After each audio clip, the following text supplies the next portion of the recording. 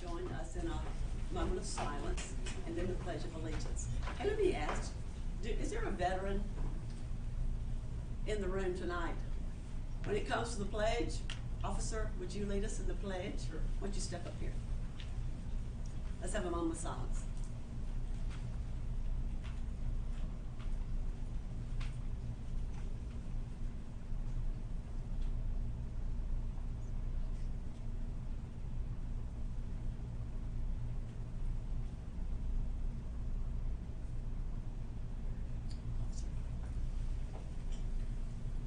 I pledge allegiance to the flag of the United States of America and to the republic for which it stands, one nation under God, indivisible, with liberty and justice for all. Thank you, sir.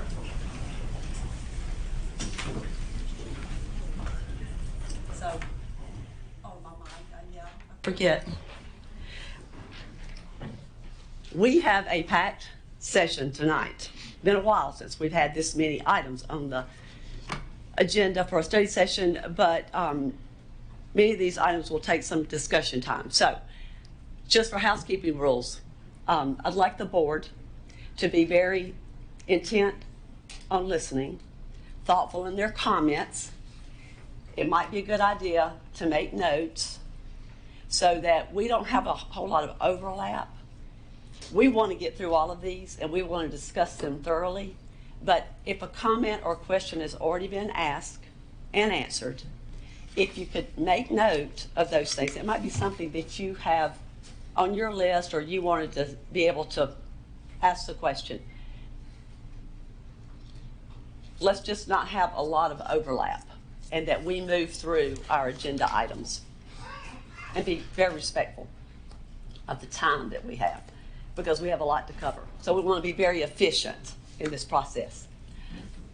The first item on the agenda tonight is a discussion regarding a revision to policy 4.600, the grading system. This is prior to the first reading.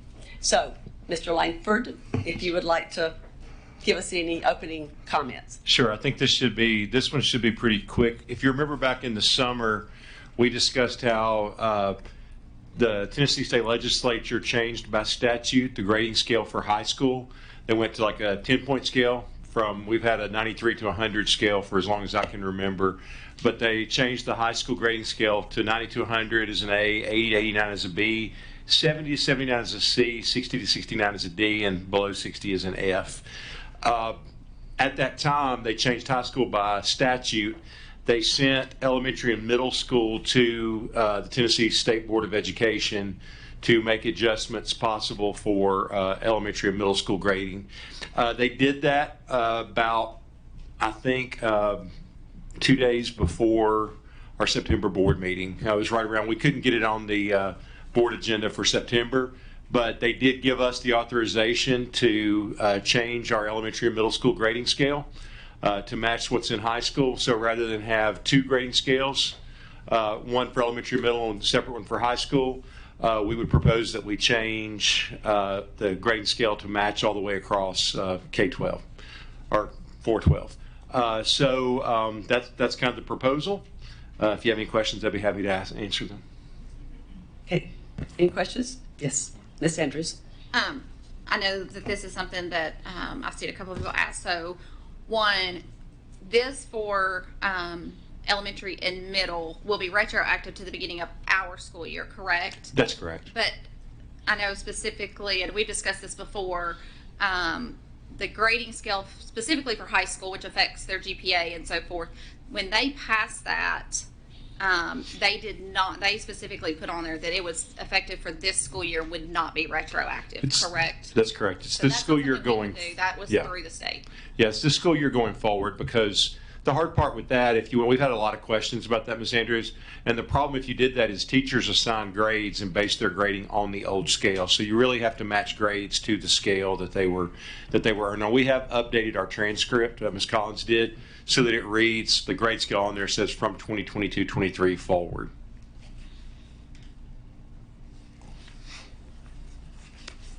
Any other board members? Discussion, questions on the grading? scale. Okay, good job. Thank you, Mr. Langford. The next item on the agenda is a discussion of calendar committee recommendation for the 2023-24 school calendar year. Mr. Langford, would you like to kick us off with that? I believe you all have copies of the three. Preference one, no? It was on board docs, but I have Okay, copies for it. gotcha. Thank you, Mr. Langford.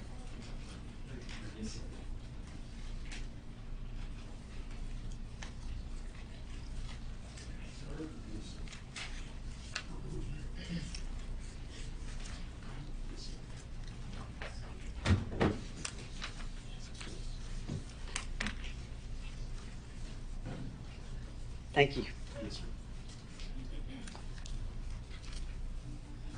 Mr. Langford, I'm gonna, my light's on. I'm gonna start with just a comment.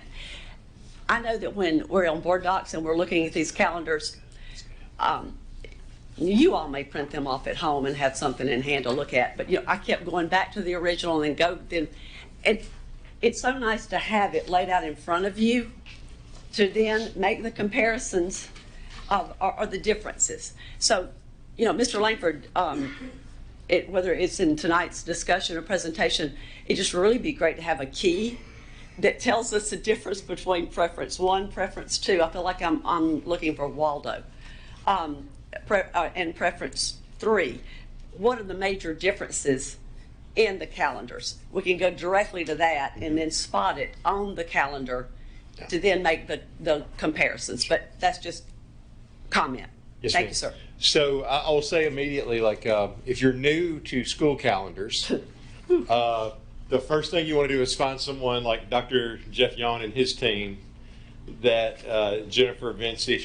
They've done a tremendous job of leading our calendar committee. We had people from across the county. We try to rotate it around the county, but we have representation from each of the clusters, and it consists of principals, assistant principals, guidance counselors, teachers, special education teachers, lead educators, parents. And then we had a nursing representative this year. We try to catch enough different eyes to be able to get the best calendar that we can. Everybody, the first year that you're on the calendar committee, you like to imagine that you can revolutionize school calendars. And what you run into, unfortunately, is math, because you have a hard deadline. We usually try to get out around the 20th or the 21st in December. We take a week for fall break. The last couple of years we've done a week for Thanksgiving. Part of the justification in the week for Thanksgiving is that when we had when most of us went to school, we did 3 days.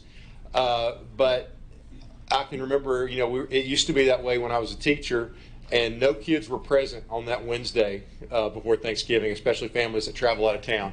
Increasingly, a lot of families were taking advantage of that time to travel, especially, as Tennessee's, Sumner County's diversity has increased with families moving from all over the country. Thanksgiving is not the easiest time to travel, and so our absentee rates and everything were pretty high that week. So it made sense to accommodate our families and take a week there. The first year that we did it, of course, was the first full year of COVID, and it turned out to be a great natural break to keep us in school. But that's been kind of a sidebar. So each of the three calendars reflect a week for Thanksgiving. We do a week of spring break, and then we try to end by Memorial Day, if at all possible. So you've got some hard sets. You have to have 180 days. We have to have a stockpile parent-teacher conference day in first semester. Okay, we used to do parent-teacher conference in second semester, but by that point in elementary, most of our parents and teachers had developed a relationship, and we're already doing a lot of conferencing anyway. I think nowadays with Zoom, with email, with Remind, with all the different ways we have of communication, it's good to have one parent-teacher conference, but really, we kind of want more ongoing conversations with parents as it is. And if you look at our data for our communication with parents, it's pretty high. Like if you look at Remind and some of the other items that we use for parent communication. So that's kind of an overall. So the calendars differ.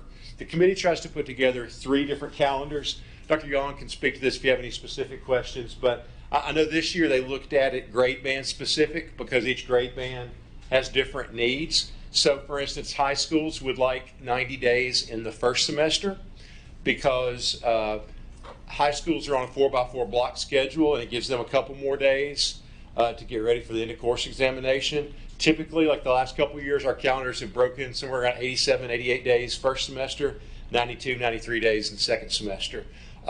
You're really okay with that because what you typically don't catch first semester are snow days. So it's usually kind of a wash on the number of days when you factor in a couple snow days in second semester. So that's kind of, in terms of specific differences, it's really just a matter of, our committees, I think, did a really good job this year of listening to teachers and principals and trying to catch some different ideas and thoughts like the 90-90 split or, the way we did professional learning days at the start of the school year or the way that we've done, in years past we've had Martin Luther King Day as a professional development day. Most of our teachers earn that day before MLK Day, but they've shifted that to another day this year so the Martin Luther King Day is a holiday. Dr. Yon, am I missing anything? If you'd like to come up and join me. In terms of if you'd like to speak to the differences between the three. Yeah, and I would note that for the first time in 5 years that I've chaired this amazing group of educators that come together and pour into the importance of this calendar, that this is the first time that we kind of submitted a divided recommendation. The preferences were, like Mr. Langford said, 13 votes out of the 22 present for preference 1 and 9 votes for preference 2. So it was like he noted, normally we come in and I can say, oh, it was a unanimous decision from the committee, but I did want to, I made sure that the committee's voice would know that you guys knew that there was a division on the 13 out of those, which were primarily secondary educators versus elementary that preferred the first one. And to answer your questions, the main difference was between calendar 1 and calendar 2 is that the parent-teacher conference day would be moved from a Monday, which was promoted by our elementary educators, which tend to have many more parent-teacher conferences on that Monday than those that come for secondary. Not that there aren't parent-teacher conferences at the middle and high school level, but it is usually back-to-back, and that's an exhausting day. And to be able to move that to a Thursday was very important and very emphatic from the elementary representatives, both administrators, which included assistant principals and principals, as well as teachers, and on the committee for that. So that big day on the 18th of September differs, and I will note that secondary seemed indifferent. They weren't bound by the 18th, even though they kept it on the 18th on a Monday. The only hiccup was that it does hit sports on JV football on a Thursday, and this particular committee did not note it, but in previous committees it was noted that sometimes it upsets some of our special populations that are used to a schedule where you start the week, then go for 3 days, have a break, and then have to come back on a Friday. That was not brought up in this particular committee, but historically in the 4 previous committees that I've led, that was one of the reasons to keep it on a Monday. But our current committee, elementary, emphatically wanted that moved to the Thursday, and secondary wasn't necessarily opposed, even though it's not reflective. So that is a power within this board that you could make that slight adjustment if that's the conversation and motion that's made to move that from a Monday to a Thursday. Of course, if you look at the middle of December, that's the big change there. As Mr. Langford noted, it is a perfectly balanced calendar in the number of days, where it's 90 and 90, which we haven't seen since we shifted to the week off in Thanksgiving. So where those 87 days might not seem like it's a far stretch from 90, but then it actually adds 6 days to the difference in the fall semester and the spring semester, but those are often offset by snow days. Then the difference between the spring break week was moved a week later to accommodate the extra week in January. And then, as Mr. Langford mentioned, it was a point by this committee to make Martin Luther King Day a recognized holiday, not just tagged onto professional learning. So calendar A put that at the end of the first week where students wouldn't go back, and most teachers probably, a rough estimate, 98% of our teachers are completed with professional learning at that point. So you're talking about less than 100 teachers that would actually still have PL at that point or would attend on that day when it was historically Martin Luther King Day. So it was moved there. And then in option 2, similar to this year's calendar where we had the day before, or the Good Friday off and Easter Monday, that's reflected in the PL day being represented on that day after Easter for a long 4-day weekend, even though most teachers wouldn't attend that day because they're already finished with their PL day. It's calendared per state law that we have to show it on that day in the on the calendar for the 5th day. So those are the big differences of where we picked up those PL days from Martin Luther King. And then the big difference on calendar 3, typically what happens with that one when we submit the tentative calendar per board policy, the committee starts with that one. And it's usually the third choice because that was last year's group of teachers and administrators that wanted that, and they tweaked it. And the big difference is that it models the same Christmas, or excuse me, winter break there, except the PL day is on January 2nd, and then they would go until the end. So one final thing, one of the concerns from the committee to be noted was the middle of the week start of winter break, the exhaustion that they had up until that point of instruction that would be happening on those 3 days in December. And when you look at calendar 1 and 3, you go 39 days from April 1st to May 24th. That was a concern of the committee, that they would have 39 straight instructional days with no break on those. Whereas, but on preference 2, you really only have 1 day difference there where they get that Easter Monday off. Mm-hmm. So, sorry, that was a lot to throw at y'all all at once. But are there any specific questions? Councilor, Mr. Gregory, and then Ms. Andrews. Calendar 1. There are parts of it I like, and I'm not sure about some parts I don't.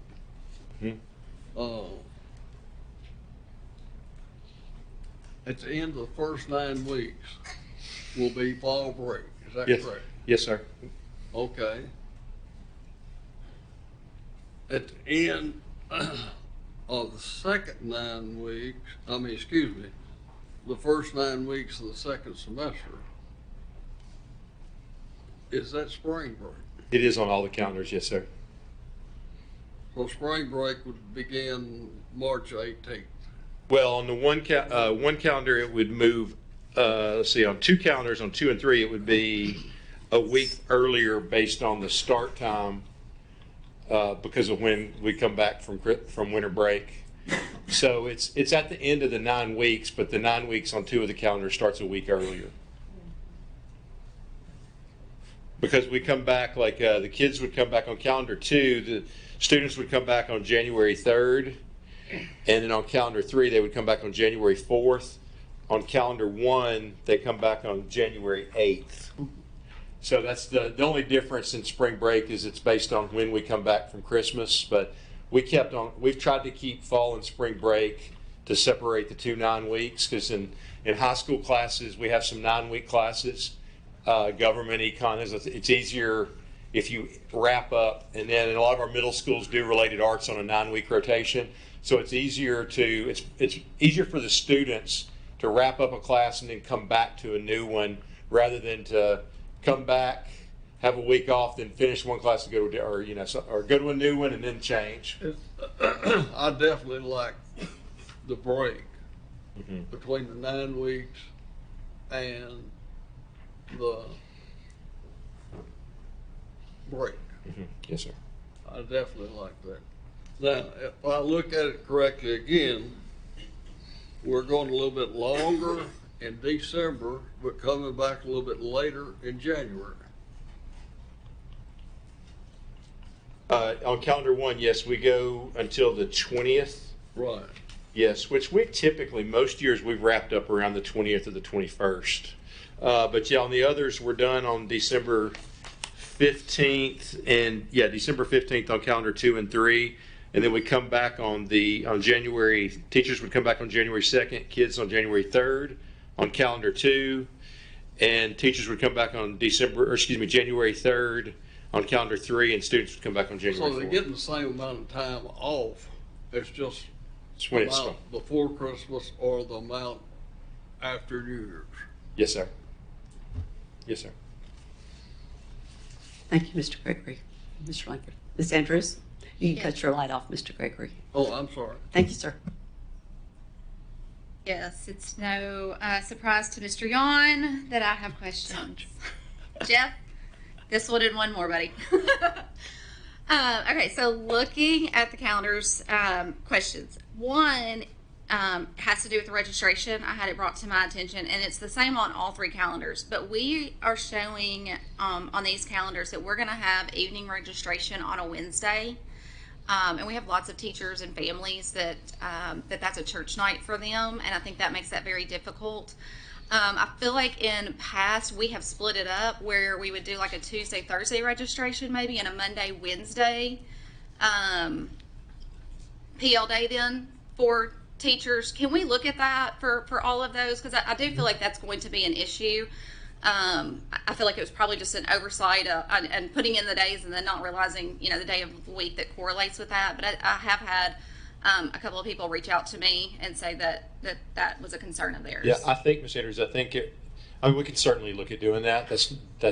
We can do that. I think the committee's thoughts were that what we try to do is, if you remember I think it was 2018-19 school year, we had back-to-back PD days and then registration on top of it. Now, we did registration on both nights, and it was exhausting for everybody. And then we started school. So I think that was a concern to try to avoid. But we can if the board wants it, that's a pretty easy switch for us to make. Yeah. Yeah, just to look at because the PLs would be during the day for the teachers, correct?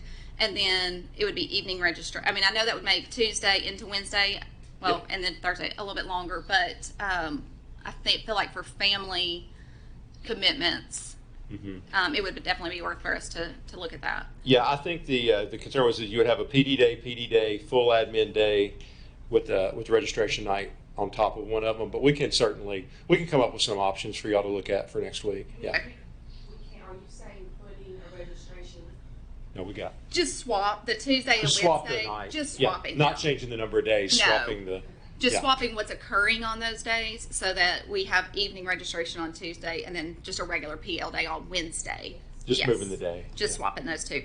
I Okay. want to say that the committee, the counselors on the committee were saying that it's much more helpful to have the administrative day before the evening registration. So they did not want a PL day into the registration and then have an administrative day for them to register new students after the first night of registration. So what you had recommended to switch the PL day and would work to what their request was, but I wanted to make sure that was heard, that the counselors really wanted to make sure that registration day followed at least one administrative day for new teacher or for new student Gotcha. registration. Okay. So just to clarify, in a teacher contract, we have 5 PL days built in. It's a requirement by state law for teachers to complete 5 days of PD.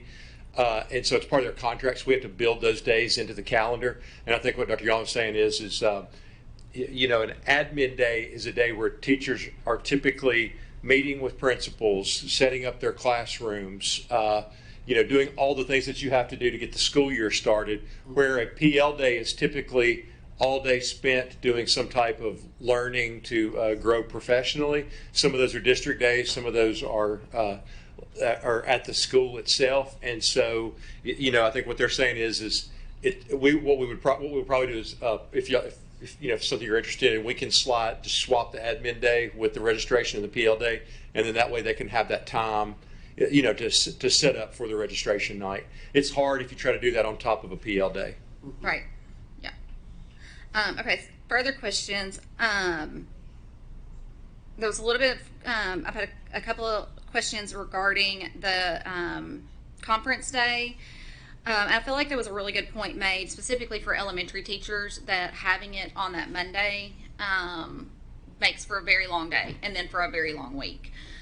So I know for them to move it to that Thursday would be helpful.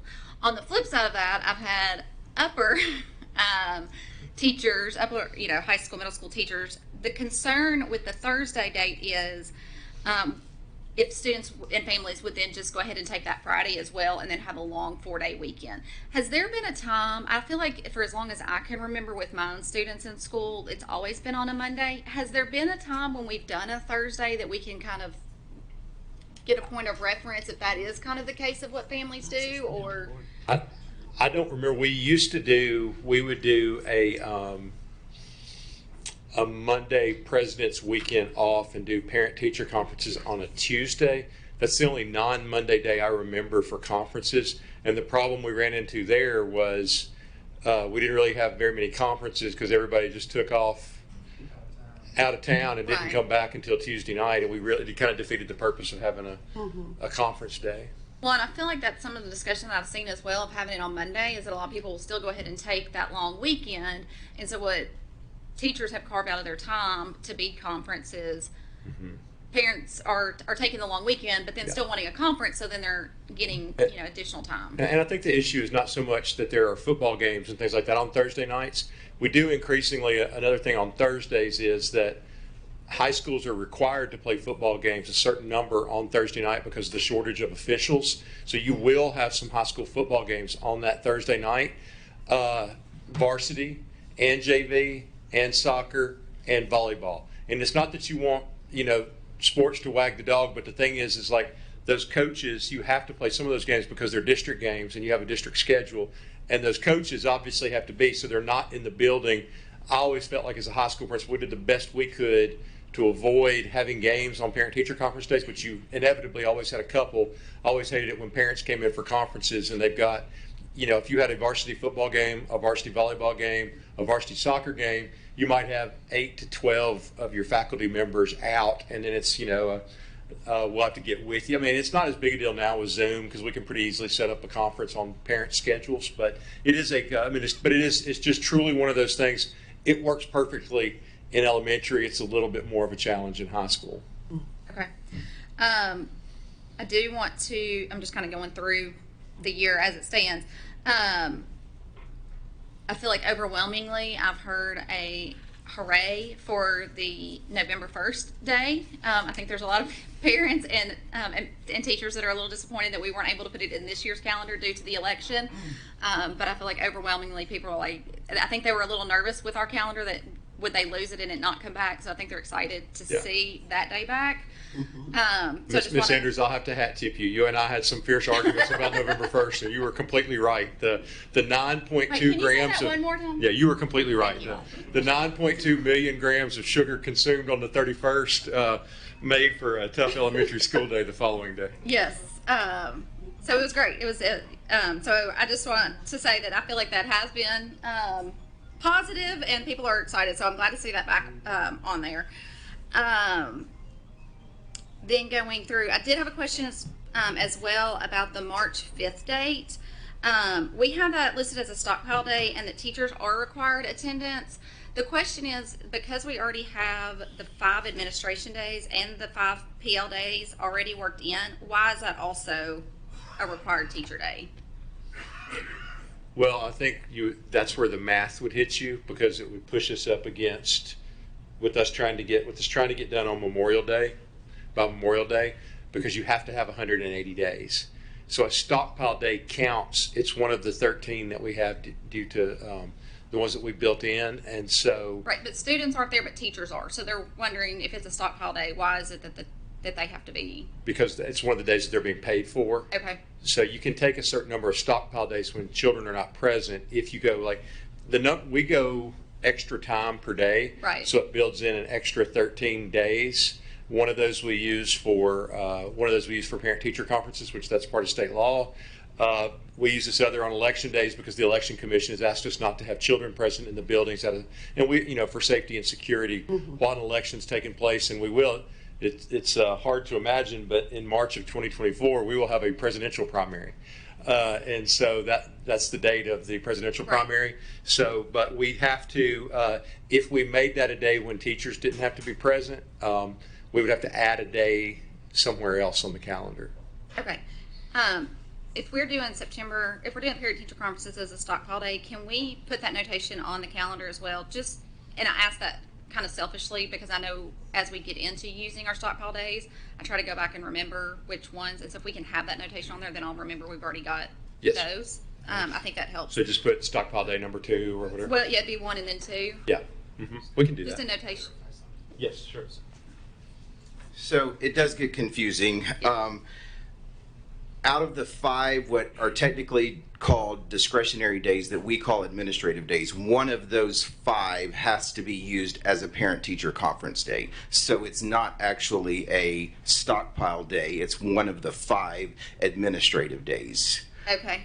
Just for a point Okay. of clarification on that. So if we were to note it as a stockpile day, then we would have to add a second parent-teacher conference Okay. day as an administrative day. So in this calendar, we're only using 1, so we will start this school year with 12. Yes. Snow- Correct. snow Yes. days, And weather the days. TDOE only allows you to use them for certain things. So Right. like he noted, they would have to be there on that day if they approve. But we that could use it as stock- stockpile day, but we're actually using it as administrative day, and you can't double dip. Correct. Okay.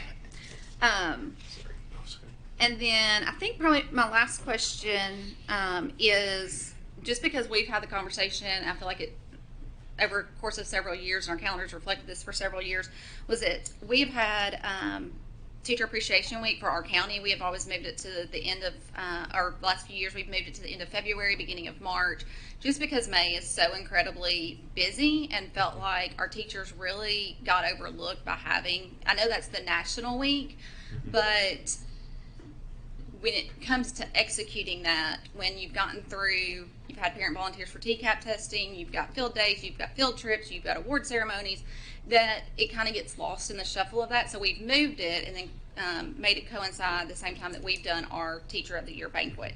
Is there a reason that we decided to move it back to May? This was one thing the committee was in complete agreement on, because a lot of the feedback from the committee was that the Sumner County appreciation noted on the calendar was in March, as it was previously noted, but they were getting requests again in May, and parents were conflicted in, okay, are we supposed to be celebrating teachers in May or in March according to Sumner County's policy, or is it for the National Teacher Appreciation Week in May? So the committee in all 3, if you even look at the one that was proposed, which is preference 3, it actually, they all asked for that to be moved to May in that discussion that came out of the committee. Okay. And I understand that. I just wonder if, as a county, then if we could do a better job, like promoting that and explaining it onto why we did it when we did. Because, like I said, Yeah. the last time we did that, when I had my children in school, in May alone, I spent $400. It's a lot. It gets very expensive when you start calculating. Like I said, you've got field trips and you've got, you'll have teacher appreciation, but then you're literally going to look in 10 days. Well, the next week, possibly. 6 days later, you're doing end of the year gifts. That's kind of, so I feel like one of the two is going to get halfway done or not done at all. And I feel like as a parent and somebody who's, has served on PTOs in both elementary and middle school, I understand that, but I just wonder if we do a better job as far as promoting that within the county, does that then do a better job and kind of get everybody on the same page? Yeah, I mean, we can certainly do whatever y'all wish there. I think the first year that we tried it in March was COVID year, and we had to move the Teacher of the Year banquet because numbers were really high and we couldn't, at that point in 2021, we couldn't put that many people in a building. We were able to have it at the same time last year. We had to make a few little changes, but I think it was hard for us to get it coincided because of COVID outbreaks and everything like that. So I think had we had the Teacher of the Year banquet coinciding with Teacher Appreciation Week, it would have been much easier to communicate. But I think what ended up happening is we had it on our calendar on one week, then we had Teacher Appreciation because of COVID at a different time, and then we had National Teacher of the Week. Right. And I think some PTOs, what the feedback that I got was a lot of PTOs ended up trying to do something all three times. And I think that what the committee called was, let's have one and pick it. So I think everybody would be okay. I think their preference would be to do it nationally because there's so much conversation about that. But we're fine either way. Whatever y'all like to do, we can certainly mark the calendar to show that either way. But I mean, the good news is we should be able to have our Teacher of the Year banquet this year with no interruptions or conflicts. Yeah. And I think, again, like I said, having lived through that as a parent, May is crazy. I think May sometimes is crazier than Christmas, in the school world specifically. I mean, it's just, you're not even talking about the graduations and, I think it's something every day there in May. And so, you start, you've got to have people come, if you're providing meals and so forth, you're asking people to come in. Well, fourth grade, you can't have any fourth grade parents because they're on the field trip. Oh, you can't have these because they're, and so I understand the theory of it, but I also understand the execution of it and just how overwhelming that it can be. Yeah, we'll be absolutely fine. Okay. Whatever the board's preference is, we'll be happy. We can do it either way. Okay. I was just curious. There was probably a discussion about it, and there was probably a reasoning behind it, so I thought I'd ask. Yeah. I think that's all my question. Thank you. Thank you, Ms. Andrews. Mr. Lacy? Ms. Andrews hit what I was going to ask on the July 26th. Yes, I'll let her staff go to church if they choose to do so. Yes, sir. I think we can get that. We can just flip those days, get that taken care of. Thank you, Mr. Lacy. Ms. Brown? The thing I noticed that I think makes a difference, and I have done conferences, and frankly, they were the easiest day of the year. Because you want to get to know the parents and what their values are and whether they're capable of understanding what yours are. But the 21st stands out to me. I thought we were just here to pick one of the three and not change what's been presented to us. But by using preference one, you avoid that. And I'd rather give the kids a weekend off with a Monday. I think a Thursday says to me, if I were making the calendar like I did for my school, the 22nd will be the worst attended day in school. I mean, I don't know where it comes on our thing because you told us, but I don't remember it. So I was just putting in a plug for one, particularly because of that day being conference day. I think you're going to do better on Monday because the ones that are going out of town, they've got to be back within a reasonable time and then go ahead and take the later times. If they really want to come, they'll come. Yes, ma'am. I don't think we'll be hurt by that end. Yeah. Thank you. Yes, ma'am. Any other comments, questions on the school calendar? And tonight was, we're discussing this, so it sounds like to close this topic unless someone has a question or a comment. If I can just say one more thing, Ms. Hayes, I just want to thank Yes, I was the team. I mean, this is going to do that. This is an amazingly complicated process. You think counting 180 is pretty easy, but what you find on the calendar committee is there are 13.2 billion permutations of ways you can get to 180, and Yes. they do a fantastic job of managing state law, and so I can't thank them enough for the work that they've done. Yes, thank you, Dr. Young, Mr. Langford. My understanding is that this was discussion tonight, that we might be receiving another option. The takeaway is that, will there be any changes that we might see this? We won't be voting on this next week.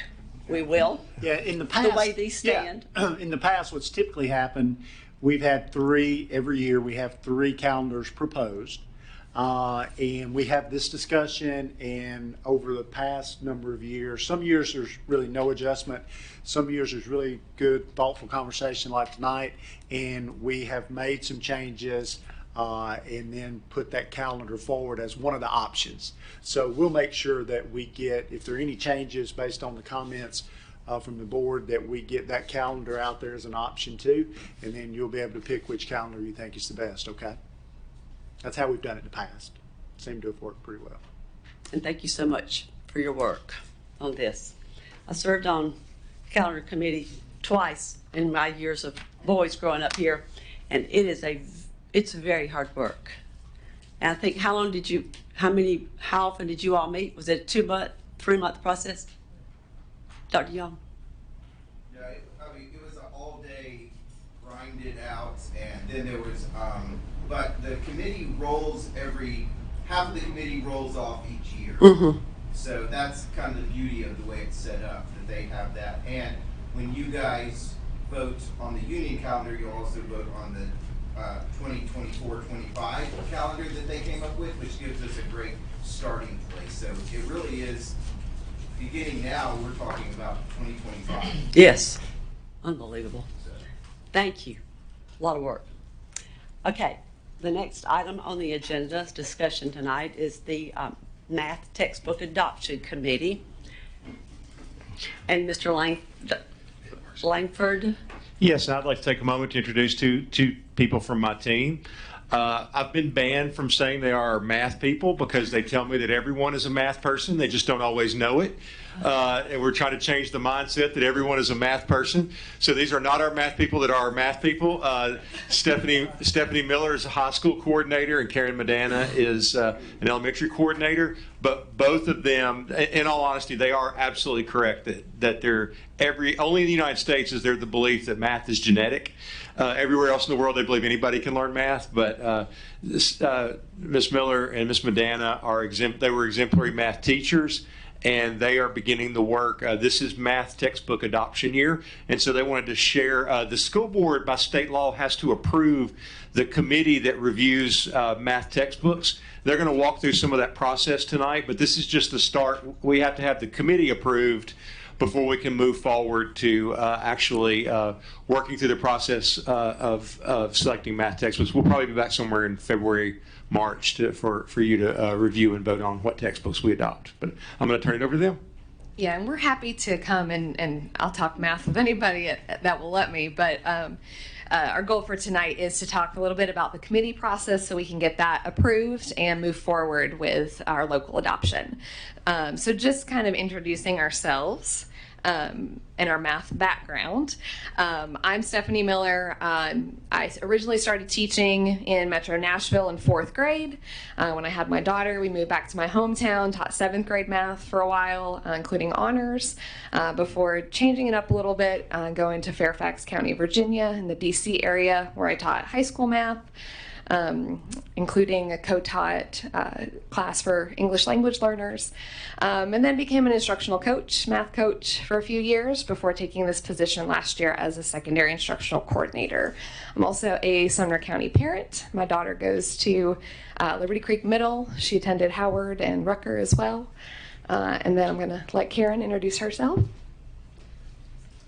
I am Karen Medana. I'll tell you a little bit about my background. I am a Sumner County graduate from Nannyberry to Hendersonville High School.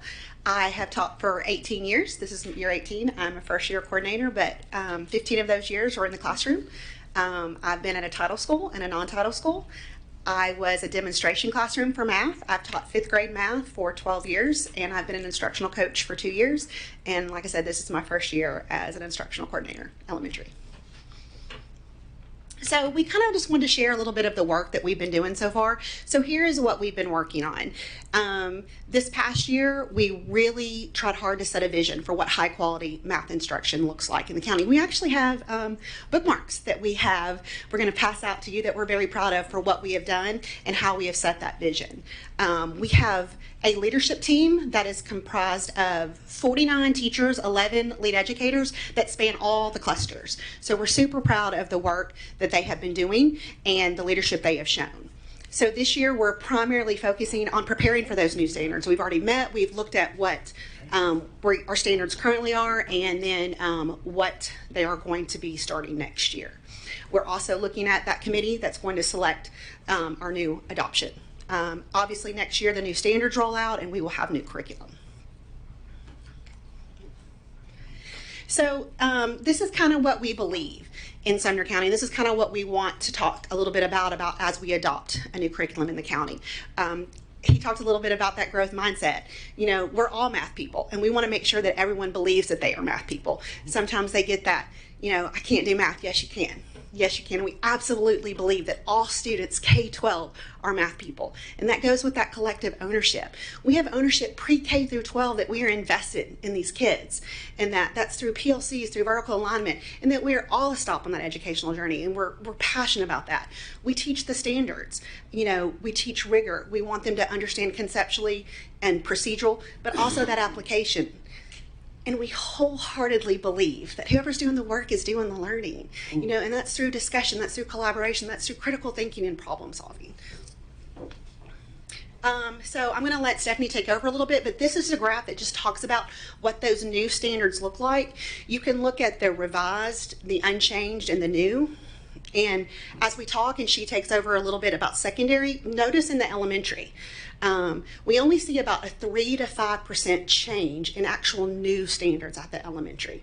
The majority of it is just revision. It's provided more clarity in the standards, a little bit more example, and sometimes a little bit more rigor, sometimes maybe going from hundreds to thousands or something like that in the wording, but it just provides that clarity. So there's really not a lot of changes at the elementary as far as new standards. It's mostly just revision of what they look like.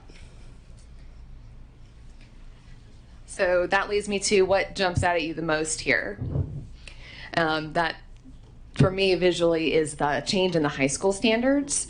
And so what the TDOE has said is that there are changes being made by the Tennessee Board of Regents at the college level to have more students that are in a non-math major take college statistics versus college algebra. So it's our job to make sure that those students are prepared for that and are successful when they leave us. So a majority of those, the changes in high school is going to be more focused on statistics. The changes in middle school will also be laying that foundation for statistics. Some changes in primarily the Algebra 2 course, some of the topics moving into the pre-calculus course. Those upper level standards are changing as well. So with, you know, making sure that we're regrounding in what strong instruction looks like so that learning takes place and that we're keeping an eye on what standards we are required to teach in the state of Tennessee, that's kind of what's driving the curriculum adoption, is finding something that meets those needs.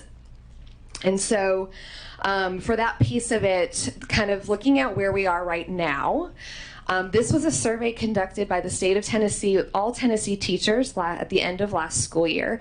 And I know that some of the font is a little hard to read, but what I'd like to draw your attention to is the third from the bottom. 12% of Tennessee teachers felt like the curriculum they're currently using is aligned to our state standards. Only 12%. And that mirrors what our Sumner County teachers are saying. In our August 4th PL, we did a math PL. Our teachers had the opportunity to take an exit ticket where they gave feedback on, in a curriculum, what do they most must have, what do they want, nice to have, what do they not want. And the number one thing that came out in elementary, in middle, and in high school from 419 Sumner County teachers is that it needs to be aligned to our state standards. And so part of that is just the amount of time that teachers are spending what we call hunting and gathering for high quality materials. And so what would be great is if they could spend less time having to do that. Most of our teachers did not go to school to be curriculum writers. They would have more time to look at student data, make adjustments in their instruction to meet the needs of the students sitting in their classroom. So that is the goal. And we're trying to not only find quality tier 1 materials, but making sure that what we select will have components that support our intervention so that we're meeting the needs of our students with disabilities, our English learners, and everybody to master those state standards. So just kind of bringing you through that timeline, I was on the state adoption panel this spring. So we started looking at some of the options, the companies that had put in bids with the state. We submitted those scores in June. The textbook commission met in July to go over those scores. We've started our, relaunching our vision here in Sumner County in August as we did summer PL with teachers. The state board met and read over that list of curriculum and either approved or denied some. Those companies then had the opportunity to appeal. That was heard September 22nd. We're hoping that next week we could get a sign off on our committee for our local adoption to be able to start meeting with those as soon as we get that list, which we've been told should be November 3rd. So once that list is put out by the state, that's what we have to consider. We want our committee ready to roll so that we can have a decision by hopefully February. We can get things ordered and in teachers' hands before the school year's over so we can start preparing the implementation of whatever we choose. So there is some prep work that we want to do with that. Like we said, the long introduction to our purpose tonight is to talk a little bit about the committee. That is outlined by the state. So what we have to meet in terms of criteria is a combination of teachers, supervisors, and parents. Teachers that are licensed in the areas that they will be reviewing, parents who currently have students in the district. There's also requirements in terms of years of experience and endorsements and all of those pieces. So the list that you have in the board docs, those teachers meet these requirements. We have representation. I hit the wrong button. Across our district from every cluster in some way or another. We have teachers, 2 per grade band in each cluster, 2 elementary, 2 middle, 2 high, give or take. We have lead educators, assistant principals, principals, and parents representing a mix of each grade band across our clusters. I think that's it we have. And you have the list, the full list of the recommended teachers and leaders for the team and parents. So do you have any questions about math adoption? Yes, I was sitting here reading over this list from Mr. Daniels. Yeah, I've just got one quick question. As far as the adoption goes, the books that we're choosing from are approved by the state, correct? So we're not going out and I mean, just to be casual, like you're not going out, Scott, and saying, hey, this math book sounds like it's what we want to use. It's the state saying these books meet the standards that we recommend we be teaching, and here's the list to choose from. And then the adoption committee is going to look at those books and make a decision on what we think works best for Sumner County. Yeah, the state's role is to create the standards, but then to vet the curricula choices to make sure that they align with the standards. So I know one of the things, Ms.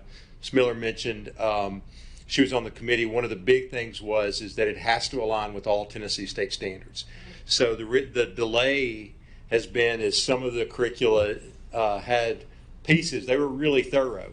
They had pieces where the publishers had the opportunity to go back and develop to meet all those criteria for Tennessee. The reality is the way the textbook industry works is Texas and California, mainly Texas because California I won't go to California. I'll explain to you later if you want. But Texas does uniform state curriculum, so they drive the whole market. But Tennessee has increasingly said this is what we want. We want Tennessee standards. We want curricula that align, and publishers have responded to that. And so that's the. It's a big change. You saw the slides with the change in standards. High school, a 40% change in new standards, and that's largely because higher ed and employers have requested that students go into the career workplace with more knowledge of probability and statistics, because as logistics has become a huge part of our economy, kids need more training in probability and statistics. And so we're used to everything was aligned with algebra moving towards calculus. Now it's still got a lot of algebra and moving to calculus, but it will also begin to embed earlier probability and statistics. Thank you. Thank you, Mr. Daniels. Anyone else have a question? Yeah. Yes, Ms. Andrews. Mr. Lincoln. Just because I don't have the slide in front of me, and I just want to make sure I've got my brain wrapped around it correctly. The state has already finished their portion and have the standards already approved of what we're looking at going forward. Because I know in the past we have adopted a textbook and then the state turned around and changes the standards, and so then our standards don't align, but not because we didn't do that on our part, they changed on the back end. So we're doing it right, and they have already done it on the front end. So all the textbooks and so forth that this committee is going to look at will align to not current standards, but the upcoming standards. And these standards take effect the 23-24 school year, correct? That's correct. This may be off just a hair, but I feel like it is appropriate to ask. One of the things that I've had a conversation with some high school math teachers, and a concern of theirs is that not necessarily that we're moving these standards due to Board of Regents, but they are concerned with how that's going to affect our students when it comes to ACT, because they said that a lot of what is moving out of Algebra 2 and I guess maybe into statistics or into pre-calculus were components that they needed in Algebra 2, and because of the way Tennessee structures their math, that the majority of our students only take Algebra 1, Geometry, and Algebra 2.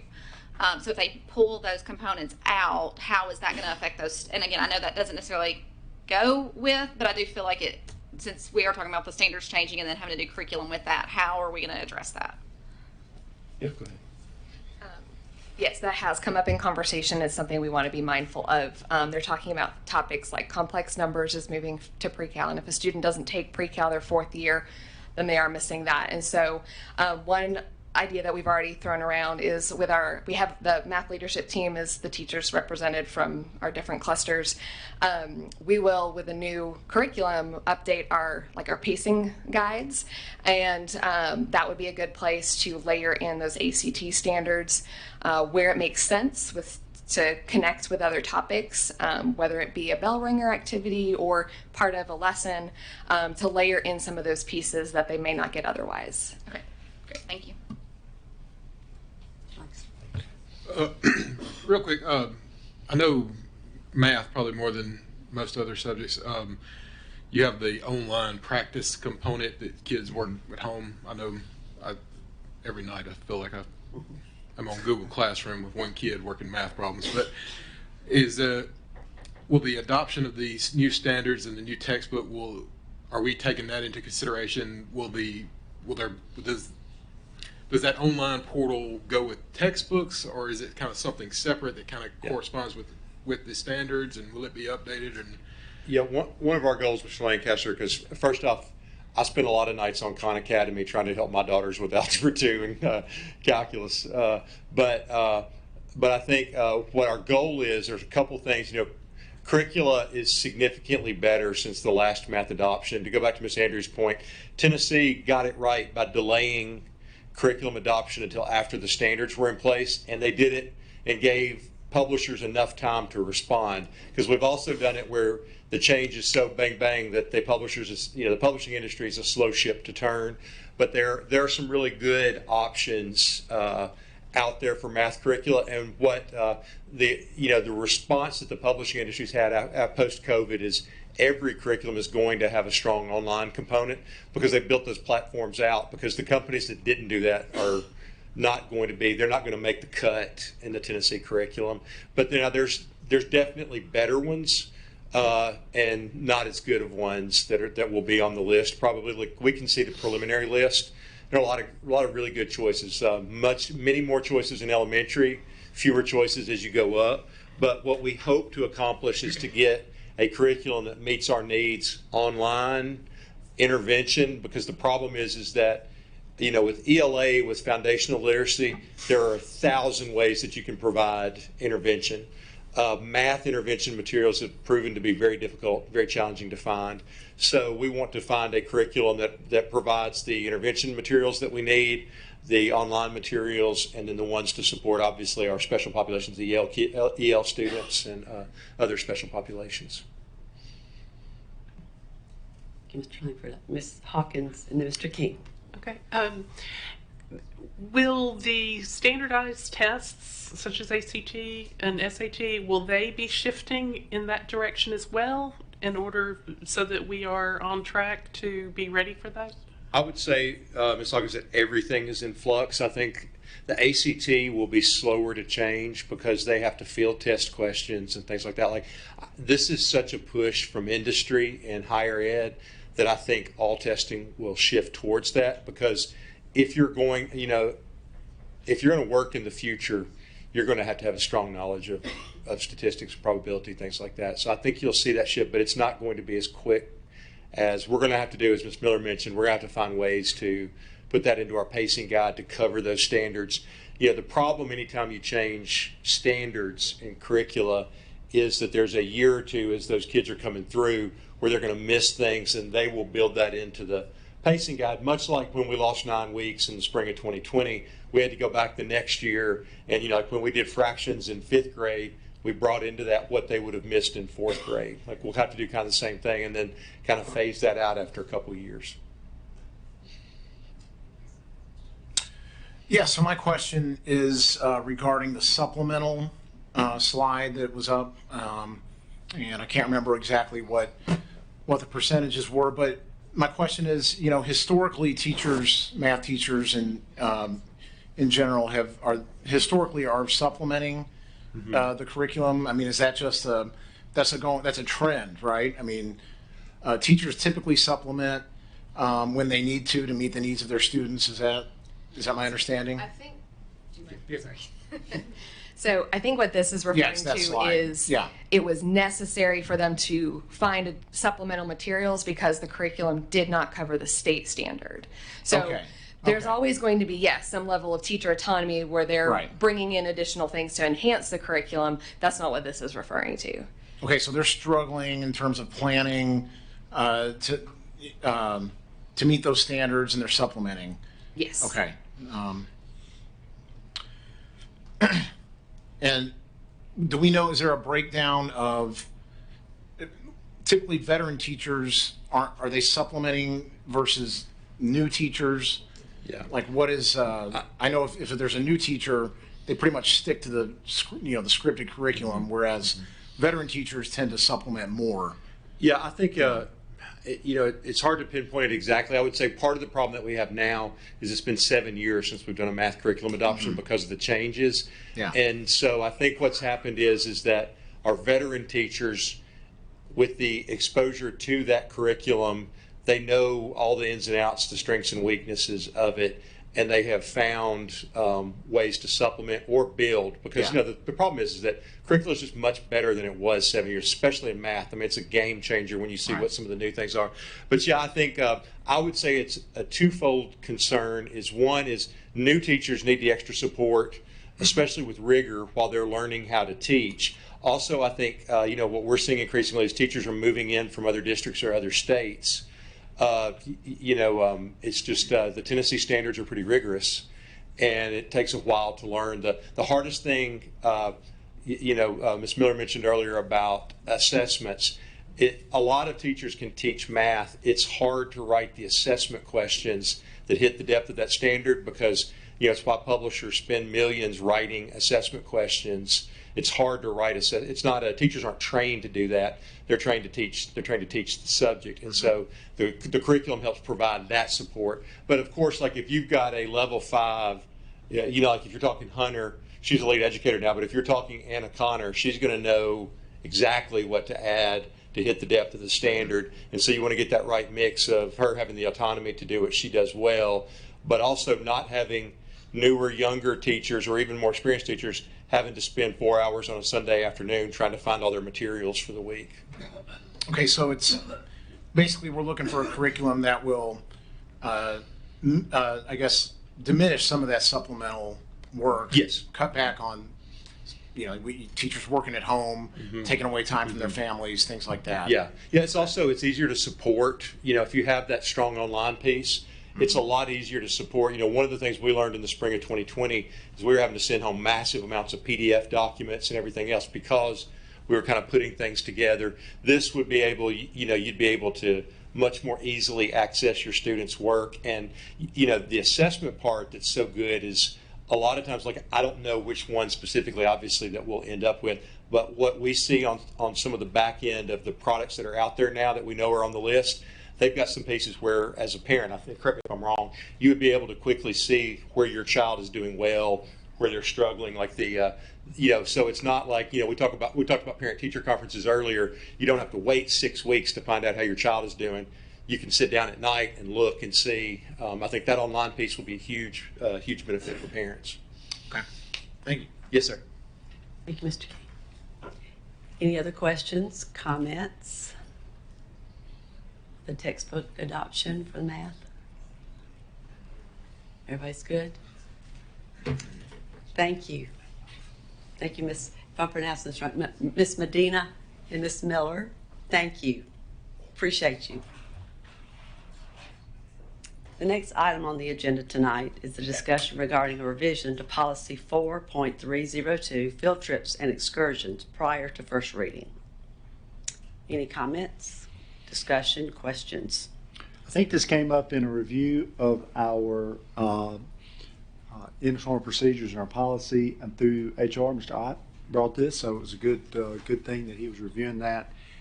And going to add, so we have some verification of a check with folks that are going on overnight field trips as chaperones, so that's a good thing. So we're trying to figure out a way to make sure that that happens, so we have some level of understanding in regard to background and that sort of thing, but not go all the way through a background check like we would do for an employee.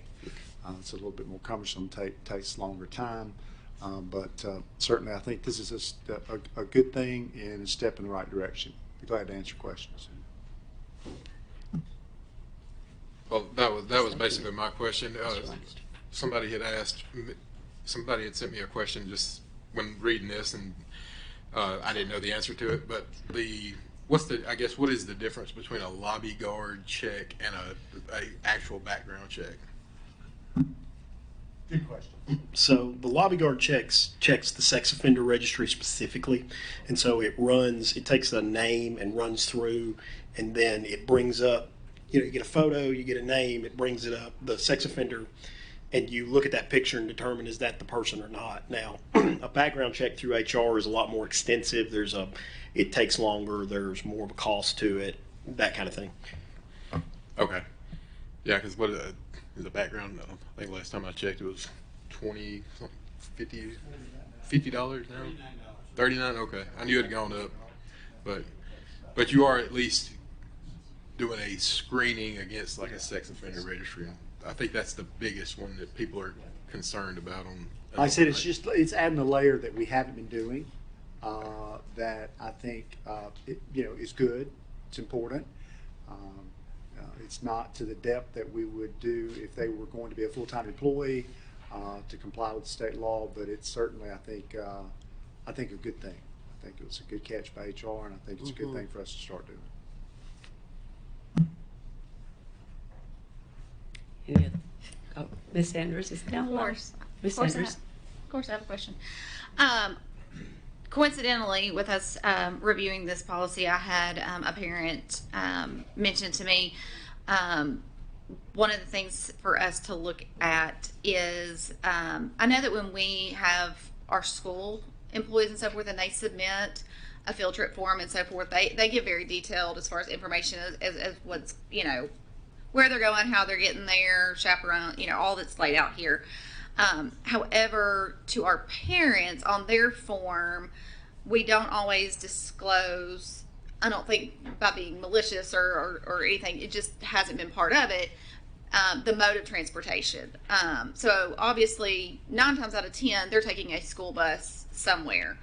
But then there are other trips that, especially if they're out of state, overnight type trips, that maybe they're taking a charter bus, and just, to disclose what company specifically, that they're using, that it's going to be a charter bus.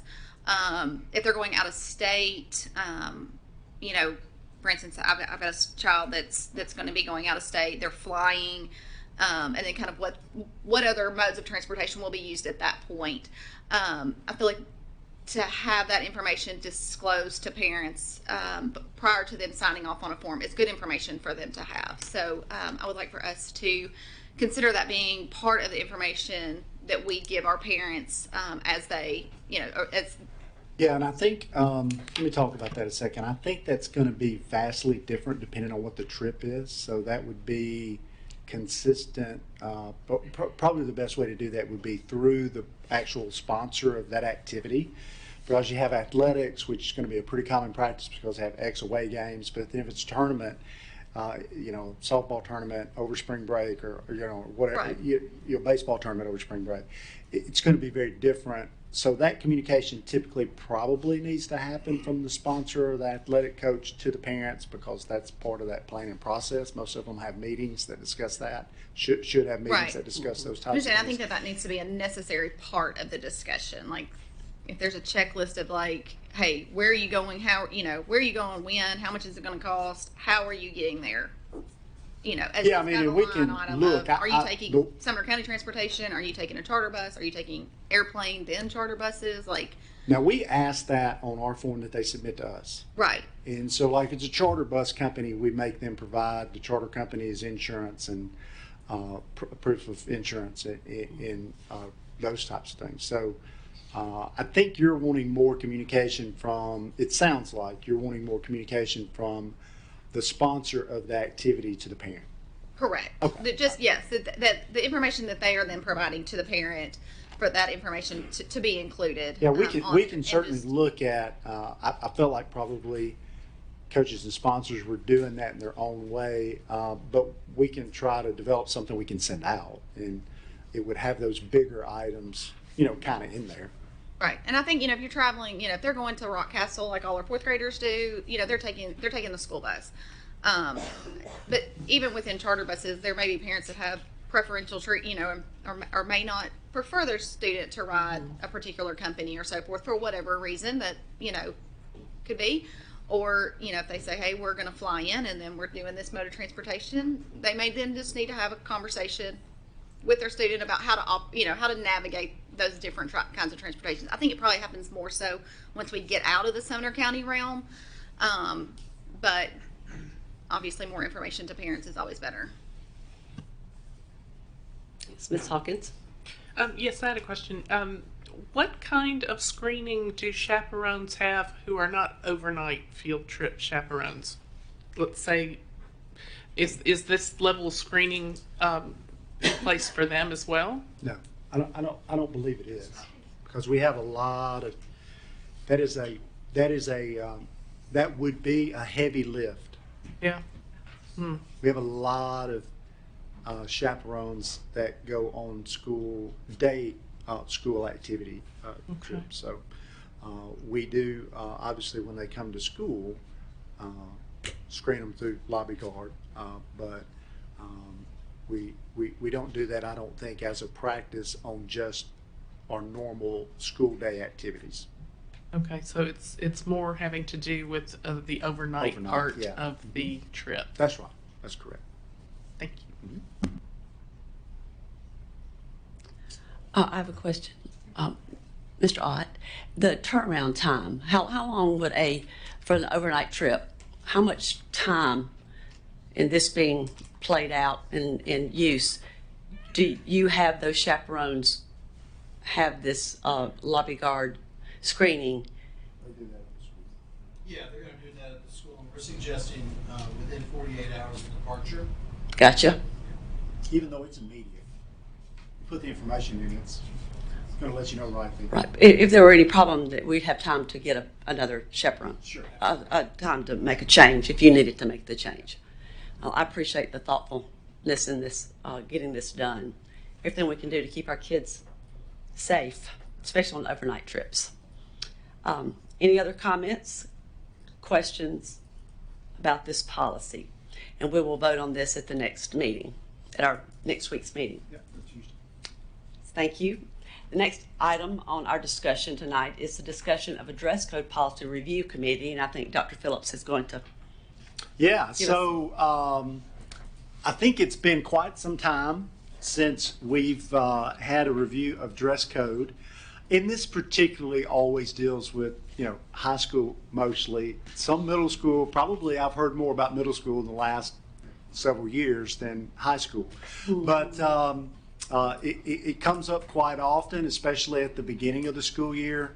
And so I do think, I know in my 12th year now, we've had a tweak or two early, maybe 8 or 9 years ago, but we haven't had any real kind of deep dive into our current dress code policy since that time. And so I think it's time for us to kind of look at it and see what may need to be changed. We're not necessarily saying need to throw everything out, but probably some things that need to be looked at. Parents have asked some very thoughtful questions over the past 2 or 3 years, and we need to probably look at it and make sure that we're aligned, not only aligned with kind of what we need to do for students and parents, but also to be consistent across the system.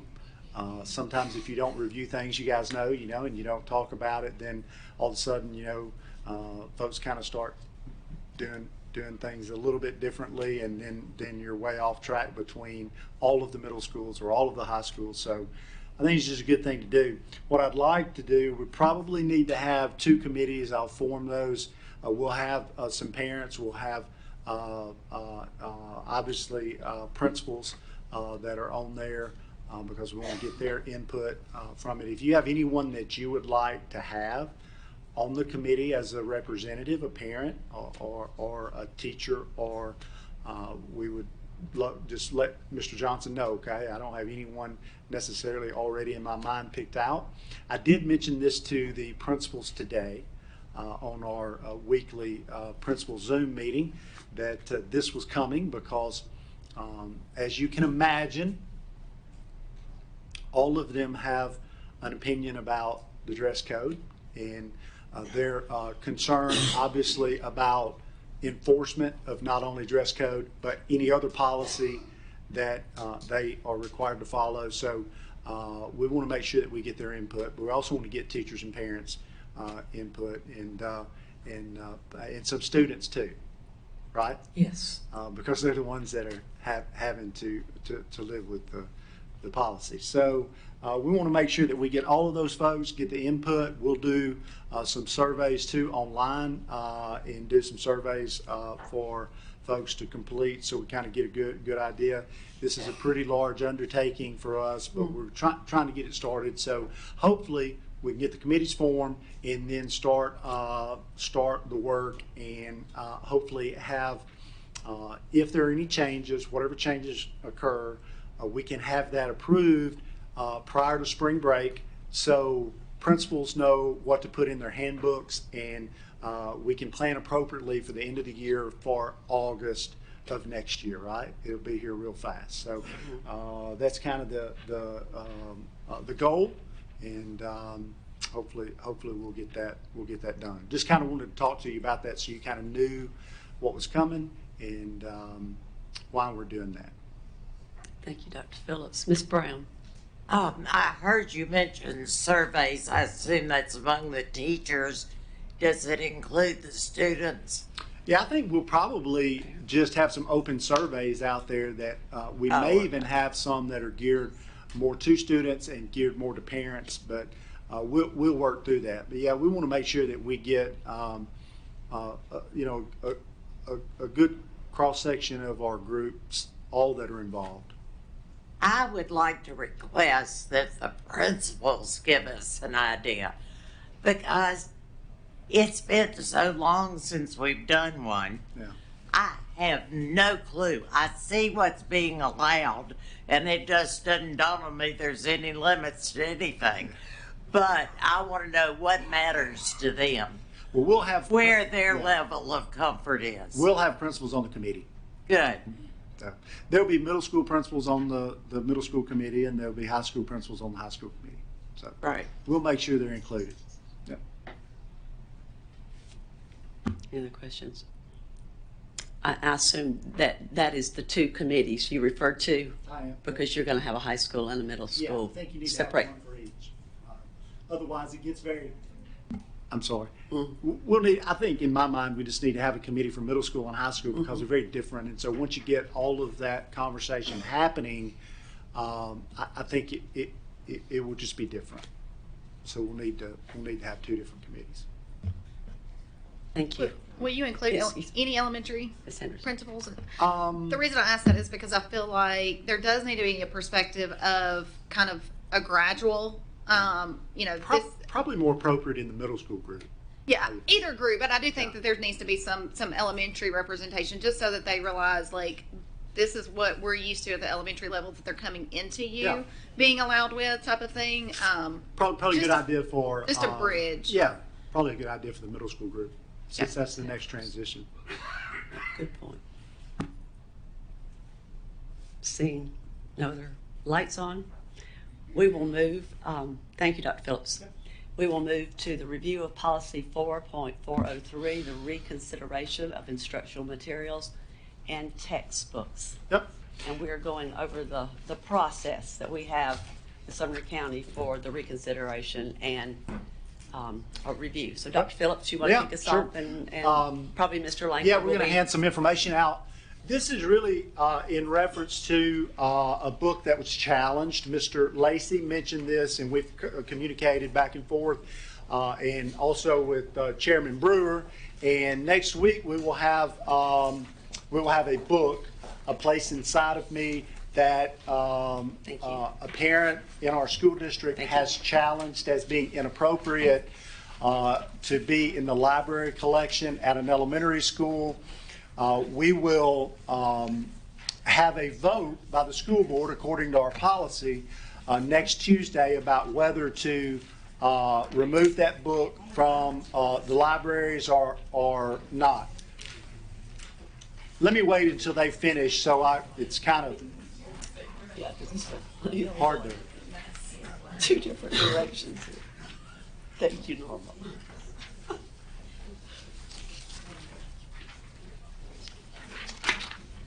Oh, yeah, here we go. So I was mentioning, let's just have a conversation about where we're at and make sure everybody kind of understands the process. It seemed to make sense to me. As I mentioned, there was a book challenge. Mr. Lacey mentioned that book, A Place Inside of Me, last meeting. He and I have communicated, Mr. Brewer and we've all communicated about having that. Once it was challenged by the parent, we went through our process, the board policy that we're going to talk about tonight. We followed that process. The parent then appealed the decision of the school to myself and Mr. Brewer, and we said, hey, following the policy, we will let the board make a decision about this book at the next board meeting. And so that will be Tuesday. What I wanted to do this evening, and Mr. Langford is going to help with this discussion, but I just want to set the stage. We want to have everyone review the policy, because this is the policy we currently have that we're working under.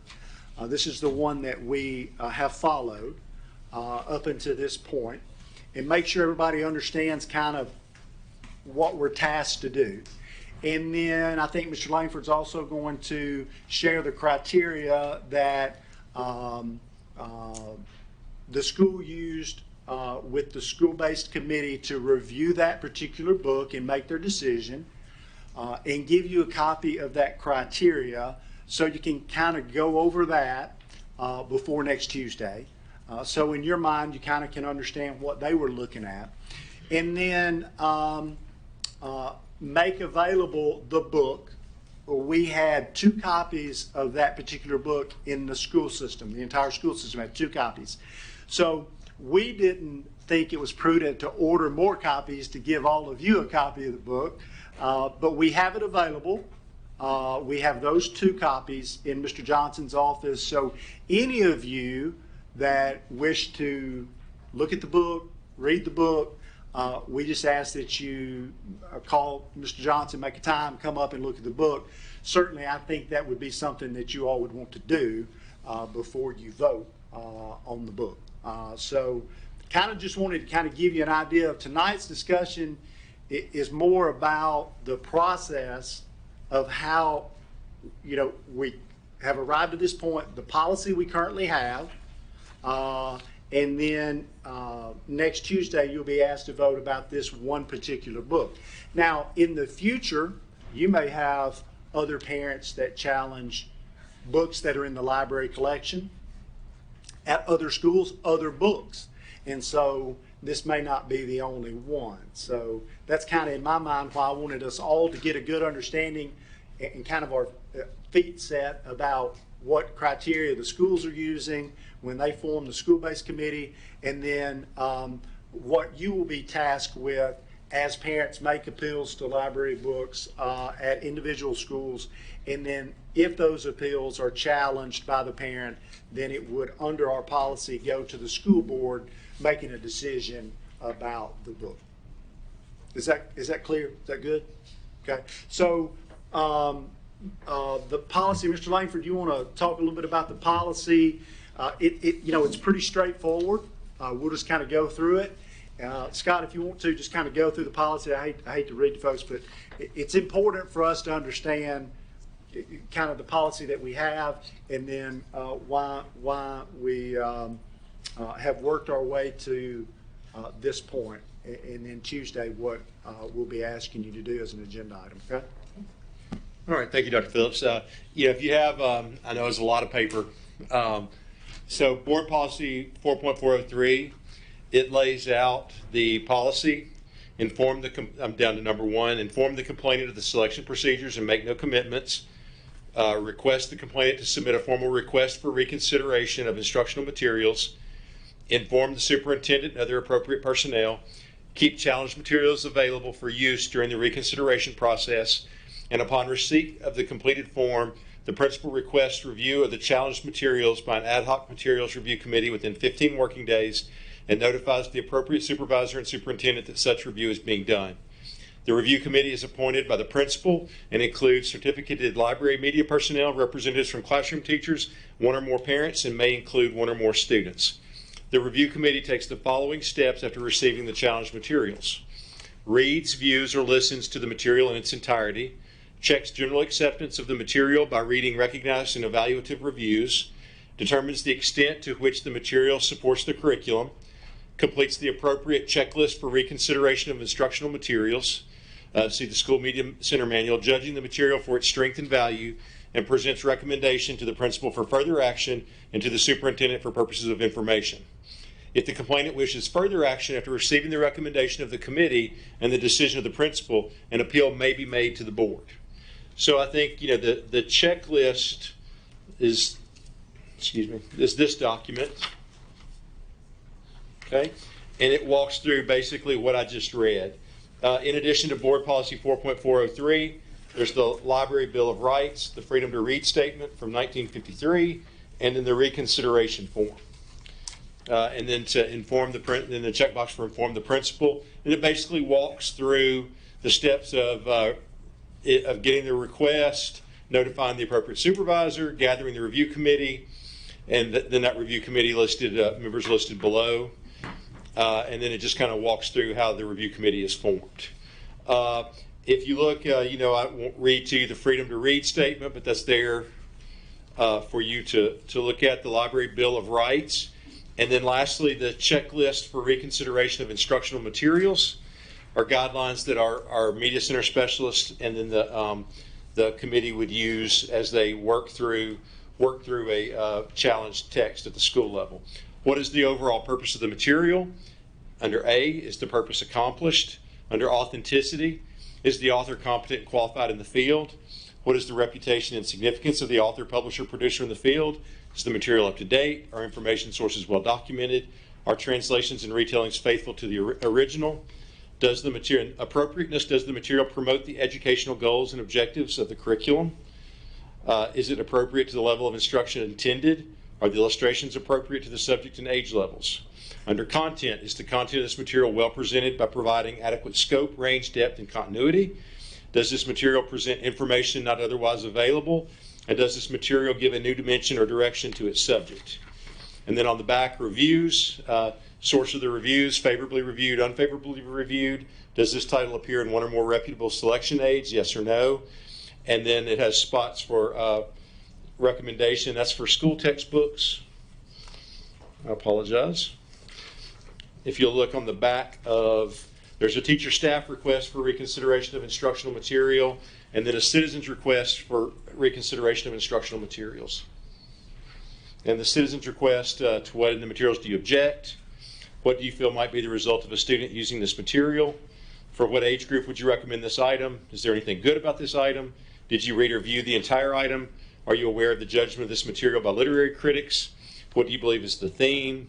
What would you like your child or your school to do about this item? Do not assign, lend it to my child, withdraw it from all students, send it back to the media committee for reevaluation. So those are the documents that are used in the reviews.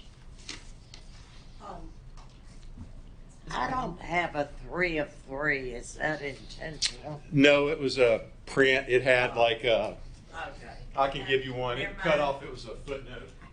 I don't want anything extra. I thought we'd passed out enough paper, but thank you, Ms. Brent.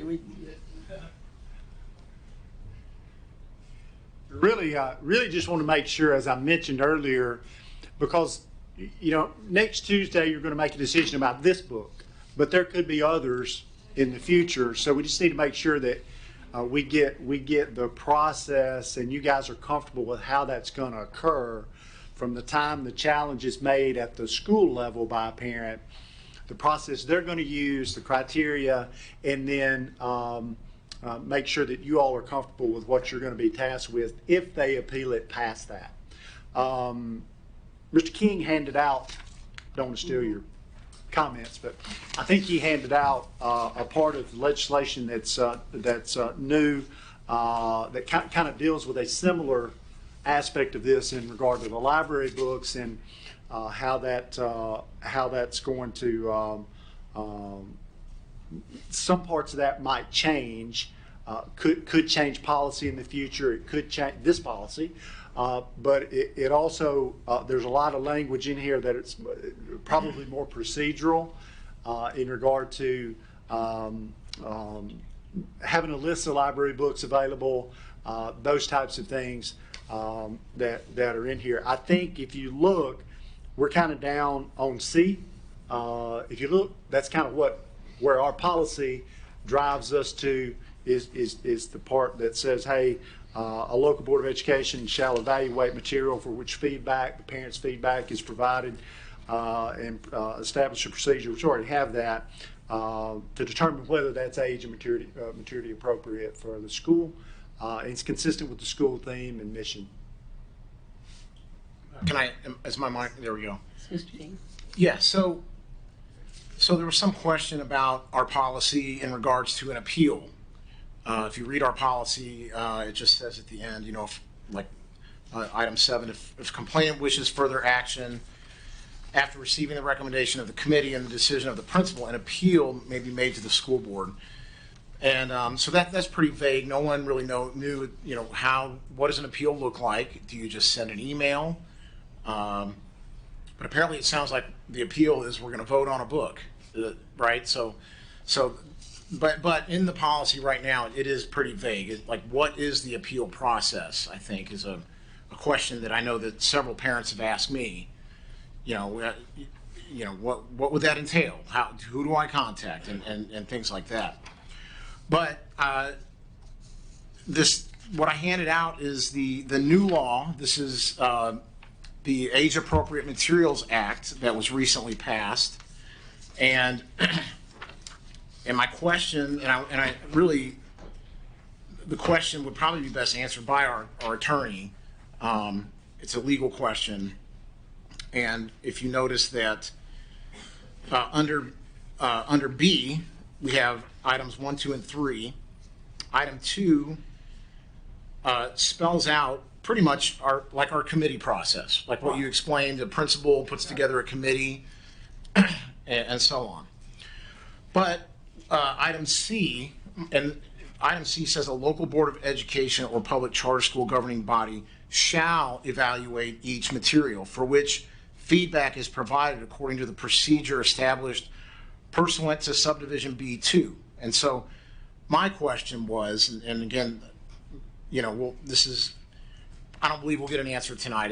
I'd like to further ask our attorney and things like that. The word shall is an imperative.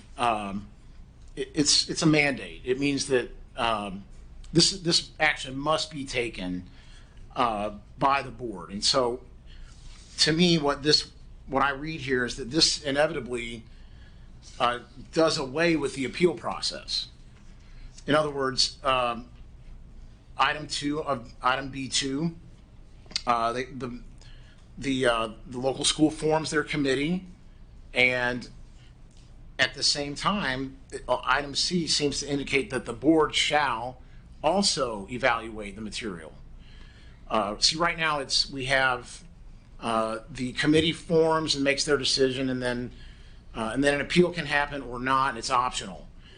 This seems to me to indicate that this is creating another layer of school board involvement in that process. So once a challenge is met or made, a committee forms and the school board does an evaluation as well. And if that's the case, and I may not be understanding this correctly, but if that is the case, then our policy would have to be, I guess, made to be in compliance with this. Now, like in what you were telling me, I thought was really great. You were saying a lot of this law is still kind of in process. It is being fleshed out.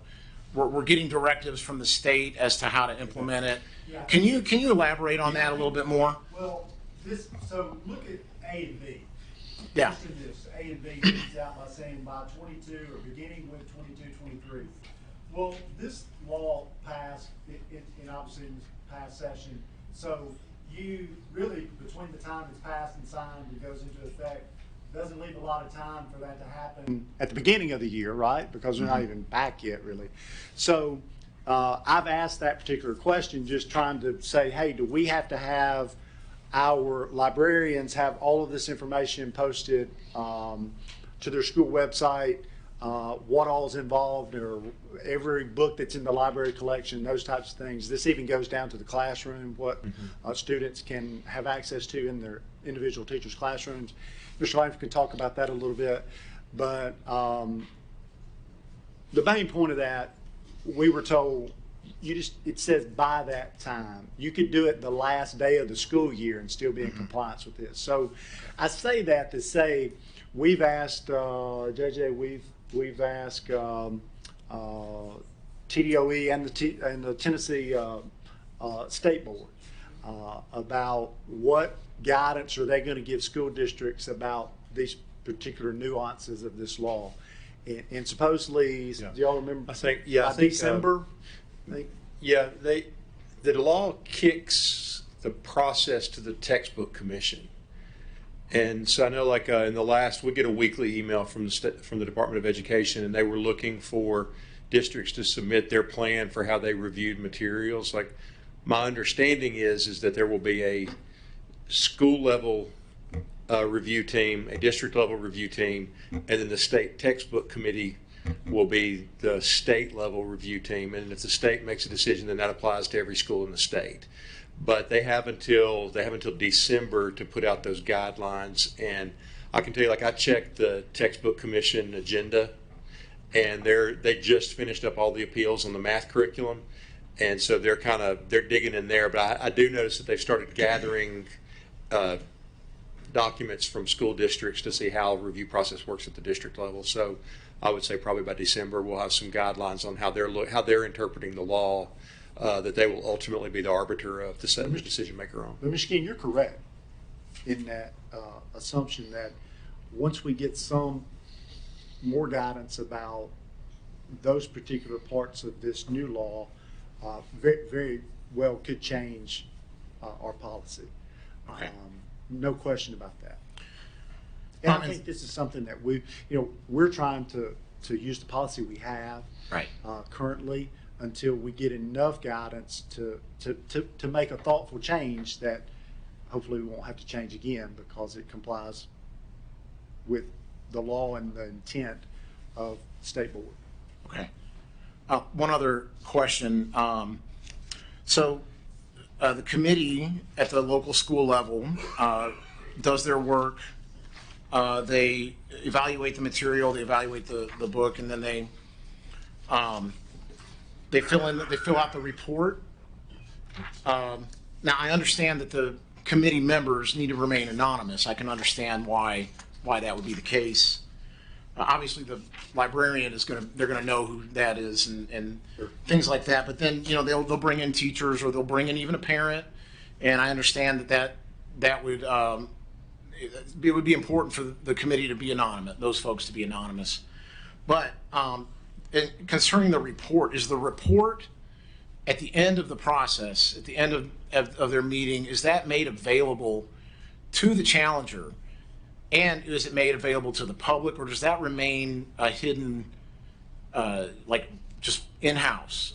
Scott, because it's my understanding that well, that's my question. So, sure. So Do you is that remember if report was available? shared in this particular case or not? We did not share the names, but I think our thought is that when it comes to the board as an appeal, we're going to share, right, Jeremy? We'll share the request of the parent and then the decision of the school.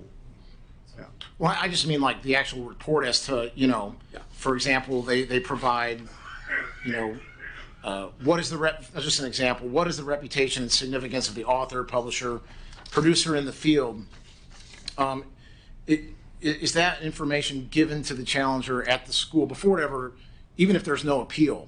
So like, okay, the committee made this decision. The challenger might be fine with it, Yeah. but do they get a copy of the report? And if not, why? Or so I'm like, So as the policy has been applied at this point, it's been that the report that goes to the challenger is the decision was made for the book to be left on the shelf, and that's the report that goes to the challenger, and we've kept the committee process stuff sort of anonymous. So, right. But that's what we've done at this point. So they don't see like any of the reasoning or They any just of get the a report that says, hey, the committee's met Okay. and the decision has been made for the book to leave on the shelf. If you'd like to appeal to the full school board, you may do so, something like that. Okay.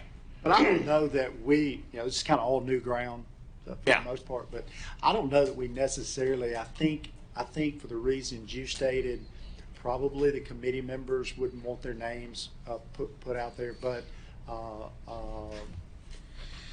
just saying, could the report be anonymous? I don't know that the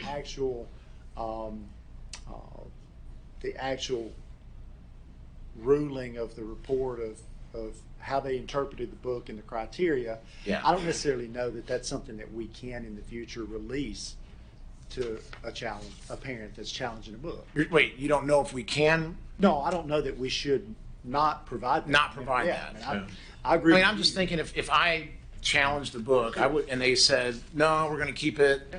I'd want to know. Okay, give me some reasons. I just would like to know why, and those reasons might be satisfactory to me. Yeah. But to say no, you may not have the report gives me. It creates some suspicion there. It creates some kind of suspicion of impropriety or, Yeah. it's not very transparent. Again, I don't want to know who the committee is. It's just, hey, what, I don't think that's, I agree with you. I don't think that's something that we should hold back. I think that needs to be probably part of the process. Okay. Yeah. All right, thanks. Makes sense to me. Mr. King, Mr. Lancaster, Oh. and Mr. Daniels. First part, my understanding, and I've talked to a few librarians, granted mostly elementary, but still, a parent, is it part of our policy? So if a parent does not want their child to check out a specific book, for example, if I don't want my kid reading Harry Potter, I can tell the librarian, hey, don't let is that policy or is that just accepted practice or? Scott, go ahead. Yeah, I think we've always viewed, just like with a classroom teacher, we've always viewed any parent that expresses something to a librarian, we would honor that to the, to the best of our ability. Like the librarian was absent, the kid checked out a book, we would rectify it as quickly as we could. But yeah, I think we try to always. Every librarian I've ever known or talked to has done that. When a parent That's the same with me. I just want to make sure people are aware of that. Yeah. That hey, if you don't want your kid reading whatever book for whatever reason, you're the parent. You got that. Yeah, all the librarians that I know are fastidious about getting books in kids' hands, but then also working with parents to get the right books. Right. So that's one. That's one question I've got. So the other question. So if the school were to review a book and say, hey, this book, we agree with the parent or the challenge, it needs to be removed. What happens then outside of the book just being removed from that library? So say it happened at Beach Elementary and it's just out of Beach Elementary. Should it then also not come to us to review for the district? If one school decides that it should be, that's kind of. Yeah, I think it would. It says in the policy it would come to the director. Yeah, as a matter of policy. That's part of what is kind of there. Any book, probably, I'm going to go out on a limb here, but say that any book that possibly may get challenged, you're going to have different viewpoints about that book. If you have more than two people, you're probably going to have some that say it's okay, some that say it's not okay. It's just law of averages in human nature. So at the end of the day, you bring up a good point that having school committee meet and say, hey, this book shouldn't be at Beach Elementary. What does that mean if that book's at Station Camp, but no parent ever challenges it? Right. I think that's a very, very good question that is not really current, not really. It really is not spelled out in either one of these, the current policy or the law. Yeah, to me, because you may have parents at Station Camp that would say, or any school that would say, we want that in our library. So it is a very difficult position to be. It's a very difficult position to say how can we do that because that book wasn't challenged at that particular school. But if you look system wide, it wouldn't make sense for us, to take it out at one school but then leave it in other schools. That seems like that wouldn't make sense to me. Right. Like in this particular situation, the book that's being challenged by the parent was only in two schools. It was only in two schools out of all of our elementary schools. So I think that's something that we really need to think through. How would we do that? I got one more to think through too. So if a book is just challenged and removed by either the school committee or if it comes to us and we vote and say it's removed, is that a permanent removal or do we have a process? And the reason I ask this is my personal favorite all-time book is To Kill a Mockingbird, and it's been challenged in the past in history, and at a certain time, a certain school board might have said, hey, this is inappropriate. But now through the context of history, people are like, no, that book is considered a classic American literature, so I guess if a committee or the school board or whoever votes and says, yeah, let's remove that, should we have a process by which we could reinstate or whatever? I think, or has that ever happened, I guess? The very, very, very few in the past that have been addressed, to my knowledge, in my 12 years, have been books that were being used, I think, in high school class, and we just said we're not going to use that book when it got to us. We've also had parents under the policy ask for alternative assignments, and we've done that. So I don't know that we have been in a position to kind of like we are currently, where we're being asked to ban books. So we've never really had to say, well, does that mean forever? Or does that mean for 3 years or 5 years? Or I think one thing you need to be careful about, or I would be mindful of, you don't want to get caught in a situation where an appeal comes to you and you ban a book, and then people that are upset about the book being banned, express their displeasure, and then you reinstate the book, because you'll always be banning a book and reinstating a book. I don't think you want to get caught in that. No, mine was more of like some sort of time, like we're going to ban it for 5 years or 10, and then look at it in after the passage of time. And I think that gets tough to manage, because then you're going to have a list of, maybe it's not long, but you have a list of books that have been appealed and either removed or left. Obviously, if they're left, it doesn't matter. But if they're removed, then if you have a time frame on it, then at some point you have to revisit that, right? So I don't know. It's a good question. I just don't want to get in a position where, like, 30 years down the road, I'm looking back and there's like this classic book now that, hey, 30 years ago I was on a school board and I voted to remove this book, and that's why I'm not. If you're in a position to remove a book, if the appeal comes to you and you remove a book from school libraries, then I think obviously you have the authority to reinstate that book at some point in the future, and any future board would as well. So I think there's ultimately the authority to rectify that if they chose to do that. So the only other, I know this one which I've read, the one that's being challenged, and it's luckily a picture book and pretty short, but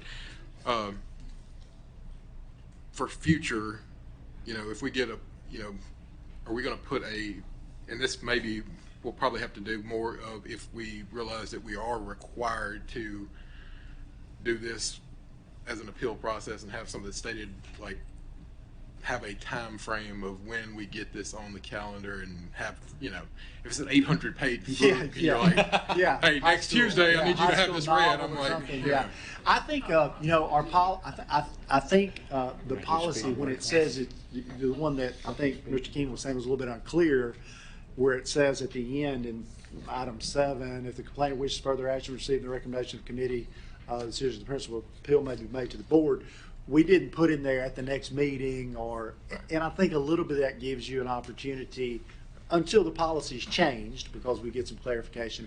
I think it gives you an opportunity to say, hey, if a book's challenged that's going to take all of you guys more than 10 minutes to come up here and look at, then you're going to need more than the next board meeting to make a decision about that. It doesn't necessarily mean you have to do it immediately. It could be 3 months down the road. I just want to make sure that's, like I said, I'm not necessarily a speed reader, so I don't want to be on the record of like, by next meeting I get this. I completely understand. It could be the situation if an appeal is made to a book that obviously it's longer. It could take a little longer to do that.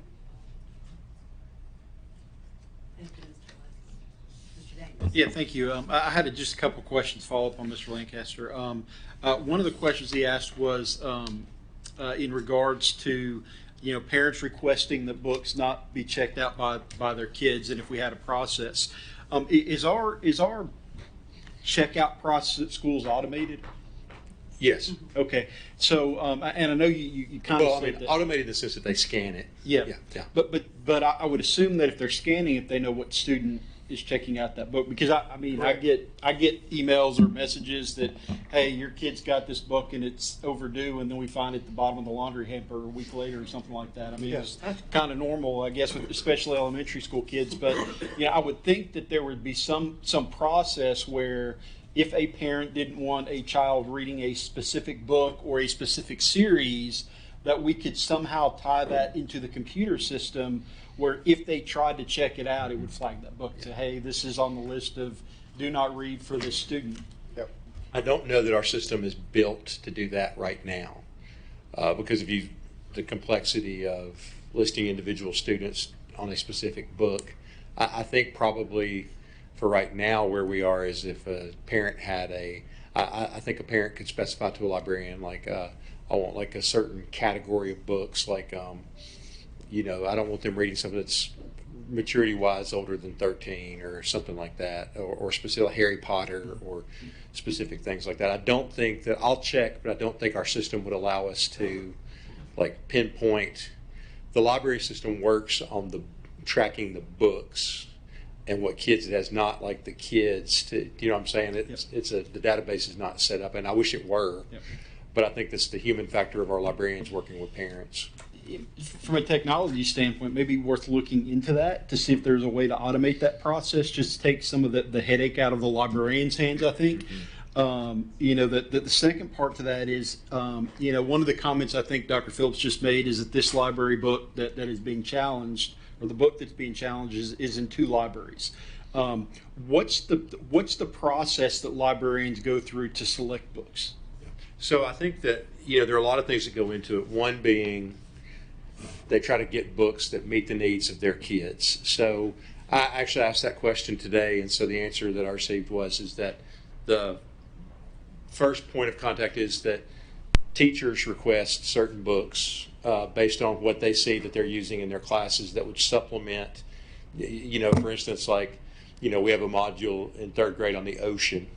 So our librarians in recent years have picked up a lot of books about the ocean, sea life, things like that, because space, because kids are interested in what they're reading and they want to read farther. So teachers will make recommendations to librarians.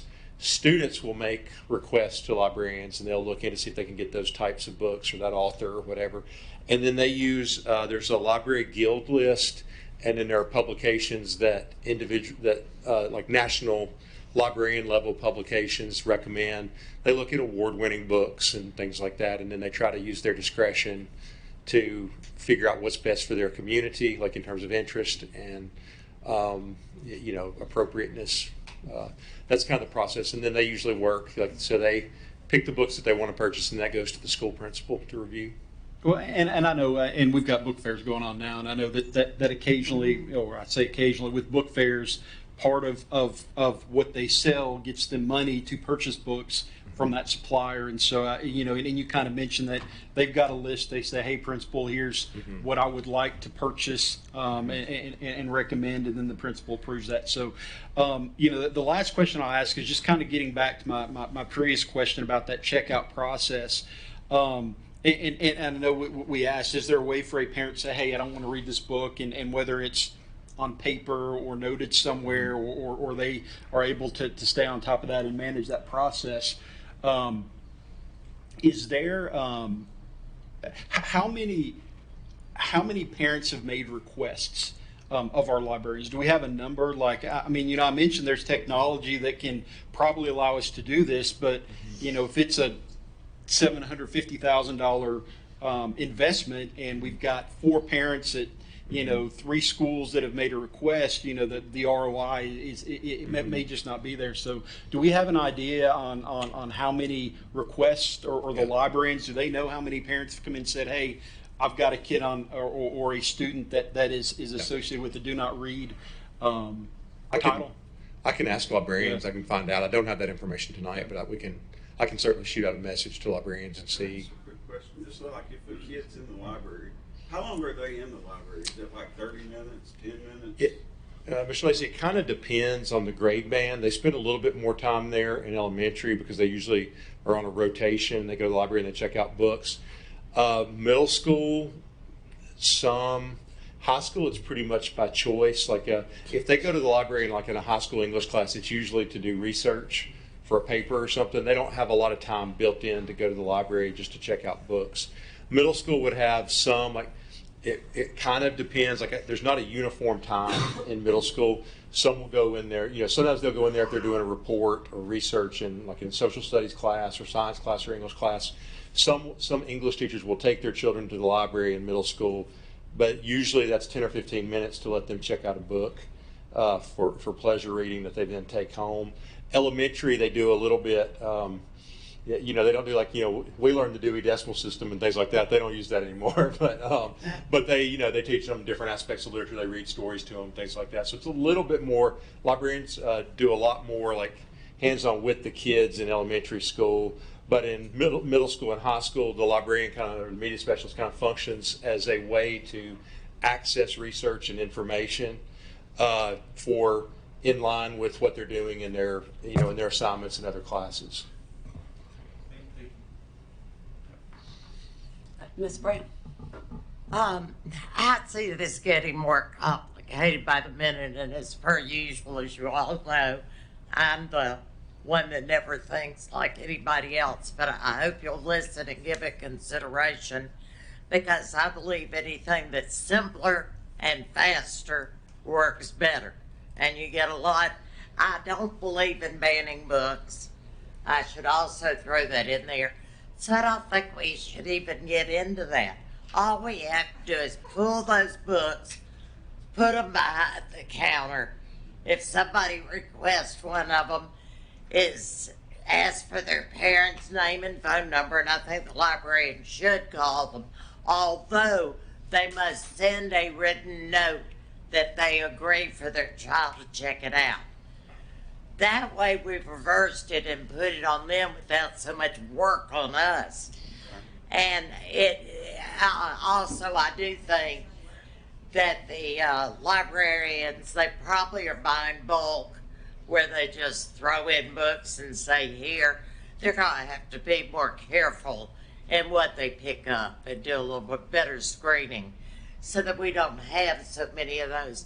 But if we follow a procedure like that, we can cut out 90% of this, and I bet we'll have a lot less complaints. You don't, because you're not really banning a book. So I'm sorry, I got a text from a librarian. No. Somebody's watching at home, and they said that, for instance, like at Liberty Creek, where we've got the middle school and the high school together, they've restricted in the system all the high school books. So a middle schooler, since they're using the same library, if a middle schooler goes in the high school library, they can't check out a high school book. It flags in the system. So they said it would be time consuming and hard, but they could, I don't know that they could build it down to the individual student, but they could definitely put, like, if a book was deemed more appropriate for 4th or 5th grade, they could put that book in there so it would restrict it to only 4th and 5th graders, something like that. Well, and just to follow up on that, like, to me, if the system was automated, where parents could go in and just say, hey, here's the books I want to flag, and then that takes the librarian out of it, except for when that checkout process occurs. That's kind of where I was going with that. But anyway, thank you. Yeah. Yes, Mr. Lacey. Actually, a parent gave me this. It's House Bill 580. Are y'all familiar with this bill? It's the bill about race and sex, what's appropriate in schools. And just the book in question, I think, kind of violates this law. It's kind of hairy if it does or if it doesn't. But this could also affect our board policy. It's House Bill 580. I actually asked our state representatives. Somebody told me this bill didn't have any teeth in it. And he says, well, we can pull your funding if you're not following it. So that's House Bill 580. I think it's important for all of us to look at. It's kind of what we can or can't say. And I was looking at kind of our board policy, and it's extremely vague. I've heard Mr. Brewer, Miss Andrews talk about our community standards. What is our standards? This doesn't give me our standard. What's appropriate? what's not appropriate, what's allowed. You know what I'm saying? What is allowed? It kind of leaves it up to the local librarian and the principal what's appropriate. I ran my race. I ran a really hard race to be elected to school board. It was a very hard race. I knocked doors from February to August. I mean, it was extremely hard. Worked very hard. God helped me, put me in this seat, I believe. But it was extremely important to my parents, this issue. They don't want their kids indoctrinated with stuff they don't believe in. And that can go both ways. But that can go both ways. I understand from different sides. I just feel like we should set the standard. We know what our voters, or not necessarily our voters, but our people in our area, what they want. And we should set the kind of the standard. We're pawning this off on librarians and principals and different people to do our job. What is our standard to protect our kids? I went into the library in one of my elementary schools, and the librarian, I kind of asked about this book. It was when it was first brought up. She said, yeah, I'm very familiar with this book. She said it may not be appropriate to your kids, but it's appropriate to somebody else's.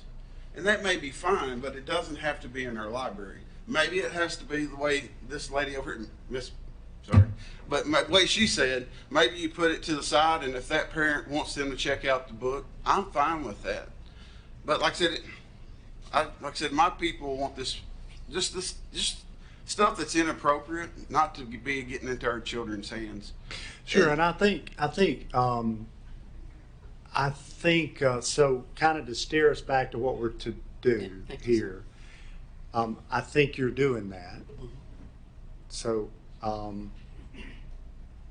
that's part of what our policy is, and that's part of what we had conversation, and I've said, hey, we'll follow the policy and have the board vote on it. So that's what we're trying to do. But the standard, like I said, our board policy is very vague. What is acceptable? Yeah, and I think Mr. Lacy, and this is a little bit off the topic, but I'd be happy to talk to you about it. I think in our county, we place a lot of trust and faith in the principals and teachers and librarians and folks that are there every day. Because if you're saying, well, they're choosing and purchasing library books that maybe I don't want my child to see or to check out, you're entrusting your child with those same folks for 8 hours a day, every day of the year. So I think, it's hard to define. It's hard to say, well, we're just going to have this community standard for library books, but then you have your children around those same individuals every day, 8 hours a day. I think I understand what you're trying to say, but I think it's just a tall task to do and make it consistent across the system. It's like the review process. They go and get reviews. I mean, you can find a review on the internet that backs up anything you believe. And if you have a discussion about, kind of like I mentioned with Mr. King, if you have a discussion about any book, you'll have some people, if you ask enough people, you'll have some people that think it's okay and some people that won't. I think that's just part of this discussion and part of why the policy says it comes to you guys and currently, and you get to have that discussion. I just feel like that we should set the standard. We were elected by our constituents, the people in our area. We know what they want their children to have. Yep, and we're gonna give you a chance to do that Tuesday. But if we can prevent that before the books get in the schools. And what I'm saying is, we have a lot of books. Do they order, like say, in a lump sum, or or as far as they just pick, say, I want 20,000 books? Do they just send you random books, or do you actually pick out that specific? No, they pick the books at the school. And I think you asked us about the books that were purchased recently, and we sent that list. I think we sent it to everybody. And see, like, it says check general acceptance. My question is, if this is such an award-winning book and it's so great, how come only 2 elementary schools have it? Well, they may have books that those 2 schools don't have. That's kind of what I'm saying, is that if you look at every book in a collection at each school and you compare that, some will be the same books, but many won't be, because they've been purchased that way year after year after year from the school building. So, that's just my thoughts. People want their kids to be protected, to be safe at school. We should be building our kids up, encouraging them, loving them. I drove by Union Elementary on the way to our board meeting, and I love Mr. Taylor. He's an awesome guy. And I took a picture of the sign he's got outside. And I don't know if any of you guys ever go to Union Elementary. Where's my pictures? But he just talks about how wonderful the kids are, how much they're loved, how special they are. And that's the kind of books that we need, in my opinion, to be put in, especially in elementary school library, is books that build the kids up, tell them how special they are, how loved they are, how valuable they are, no matter what color skin they are, what kind of house they live in, what kind of car their parents drive. That's just my idea, and I'll shut up. Yeah, we agree. We agree with you. Ms. Brown, did you have another comment? Yeah, I just wanted to say one thing. To your little librarian, let those kids have high school books. I mean, let's face it, we've got kids that are ready for college and middle school. I mean, we've got some smart kids. They should not be banned from a library. Thank you, Ms. Brown. You can turn your light off, and Mr. Keynes, then Ms. Andrews. Yeah, so I just want to add, librarians are picking books. I, for one, don't think that they read every book that they pick. I don't know how they would do that. Maybe they do. I don't know. But I think that sometimes there might be a book that falls through the cracks that they're unaware of. I mean, nobody's infallible in their profession. I know I'm not infallible in my profession, and I'm very fallible in my profession. So I think that I know that when it comes to age appropriateness, I know that librarians spend a lot of time. Maybe that librarian can text while watching this, but I know they spend a lot of time researching age appropriate materials. For example, the concept of death.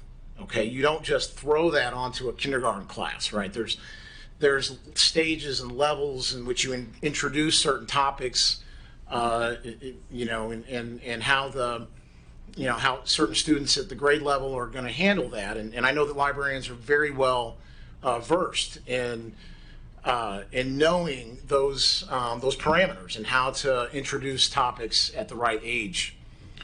But occasionally, maybe a book falls through the cracks, something like that. And I don't think it'd be their fault necessarily. I really don't. And so I think we should put a lot of trust in our librarians, our teachers, and things like that. I do want to add that we do have a policy, and I just want to put this out there on the floor. We do have a policy regarding obscene materials. And so, the policy basically says that it is unlawful to exhibit or make available to a minor, and this is policy in our school board policy manual. It's 4.40012. To make available to a minor any book, and I'm going to skip through here, any book, pamphlet, magazine, printed matter, however reproduced, or sound recording, which contains any matter mentioned in section 1, or which contains explicit and detailed verbal descriptions or narrative accounts of sexual excitement, sexual conduct, excess violence, or sadomasochistic abuse, and which is harmful to minors. Now, so it's my understanding that would a book that is discovered, that let's say a book just somehow got recommended, it was, the librarian, the American Library Association recommended a book, and they ordered the book, and it somehow ended up in the collection, and they're, and they discover that a book has this type of material in it, what would be the process at that point? Would it have to go through the challenge reconsideration process, or would it be automatically just pulled? I think the one time did we have that one time before?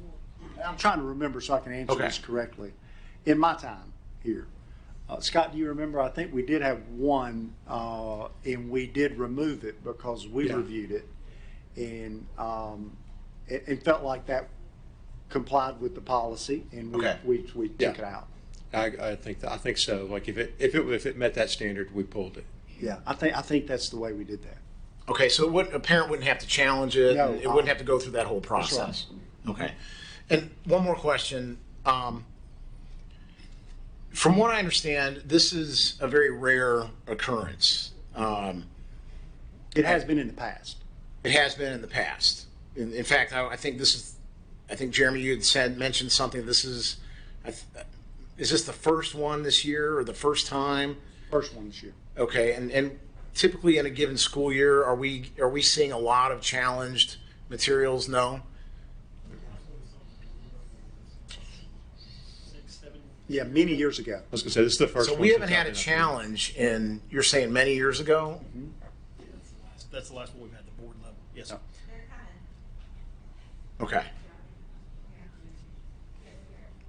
All right, well, thanks. All right.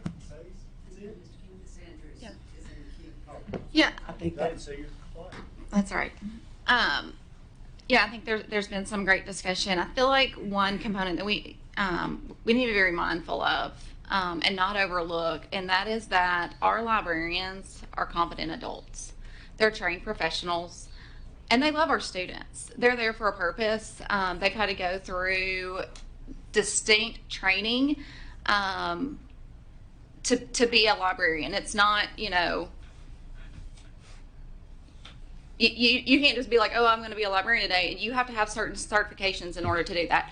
And so I want us to make sure that as we're having discussions that we don't take away from them their level of professionalism, because they are professionals. Like I said, they are competent adults. I personally know a couple of librarians, and I reached out to a couple, and I have permission to read this because I did ask. I want to read what this librarian responded to me when I specifically asked, hey, we're going to be discussing this policy. Is there anything within it that you feel like, we should change? This librarian states, I feel a book should be pulled if it is not age appropriate. For example, drinking and drugs are not age appropriate for elementary. Anything sexual is not appropriate for elementary. Students need to be able to see themselves in characters of books. The phrase books should be mirrors and windows for us. We want to read about characters that have had the same experiences as we have had or are currently living in. For example, some people do not think books that have characters who have parents who are divorced should not be in an elementary library, but we have kids who go through messy divorces. They need to be able to read about characters who show them they are not alone.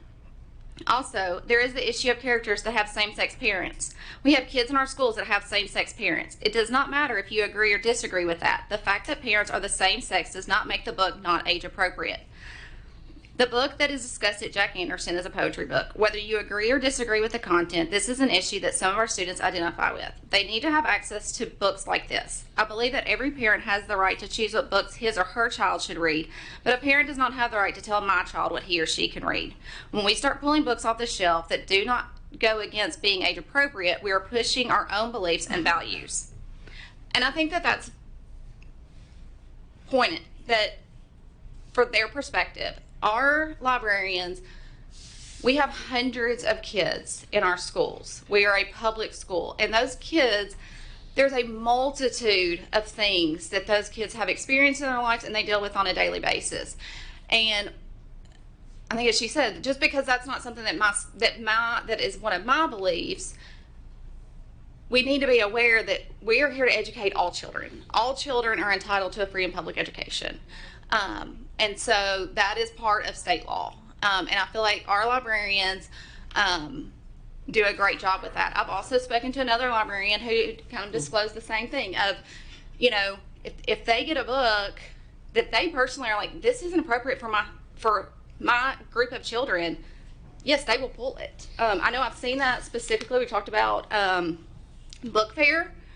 I've helped work book fairs that there are boxes of books that, because they get sent in the masses, that librarians go, but we're not putting these out. This is a whole, and they send them back because our librarians are competent, trained, professional adults. So I do think that we need to err towards them as well when we make these decisions, and highly towards our librarians who are, I mean, that's their profession. I mean, they, and they know our kids, and if there's a reason for maybe why they picked a particular book. I mean, that's, a librarian I talked to said, if a kid asks me to purchase them a book, typically they're going to do that because, we want kids reading. Now, obviously that there's a disclaimer of that. I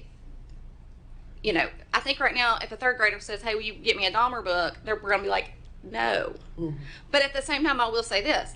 I spoke to a middle school, not ELA teacher, but a middle school teacher who she personally was reading a very popular book that I would guess that many ladies in the room have read. Colleen, what's her name? Is it Colleen Hannah? Verity. Middle schooler said, hey, that's a good book. She said, you have no business reading this book. Who's that on? Because I can guarantee you they didn't pick that up in their public school library. But they are, so there's a balance there that we need to recognize, but we also, hands down, we need to make sure that we are not negating our librarians and we're treating them as the professionals that they are. Thank you, Ms. Andrews.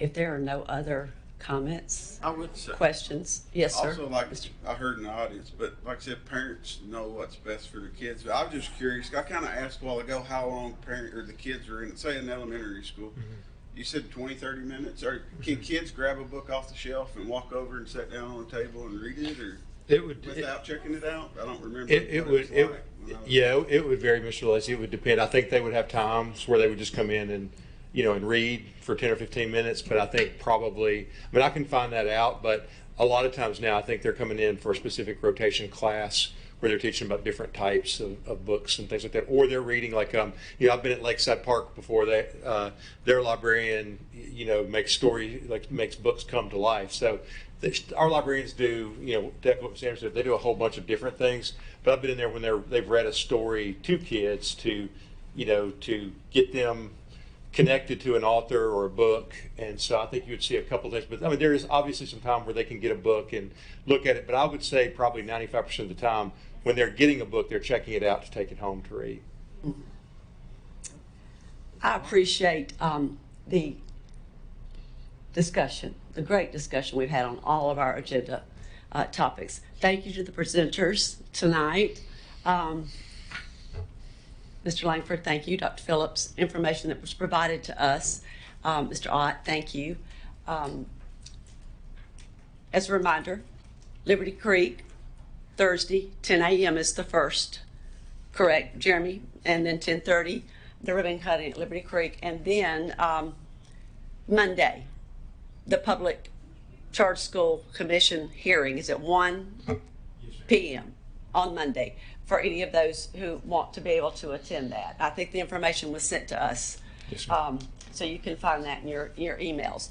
But you all have a good night. Thank you for those who being with us tonight. The meeting is adjourned.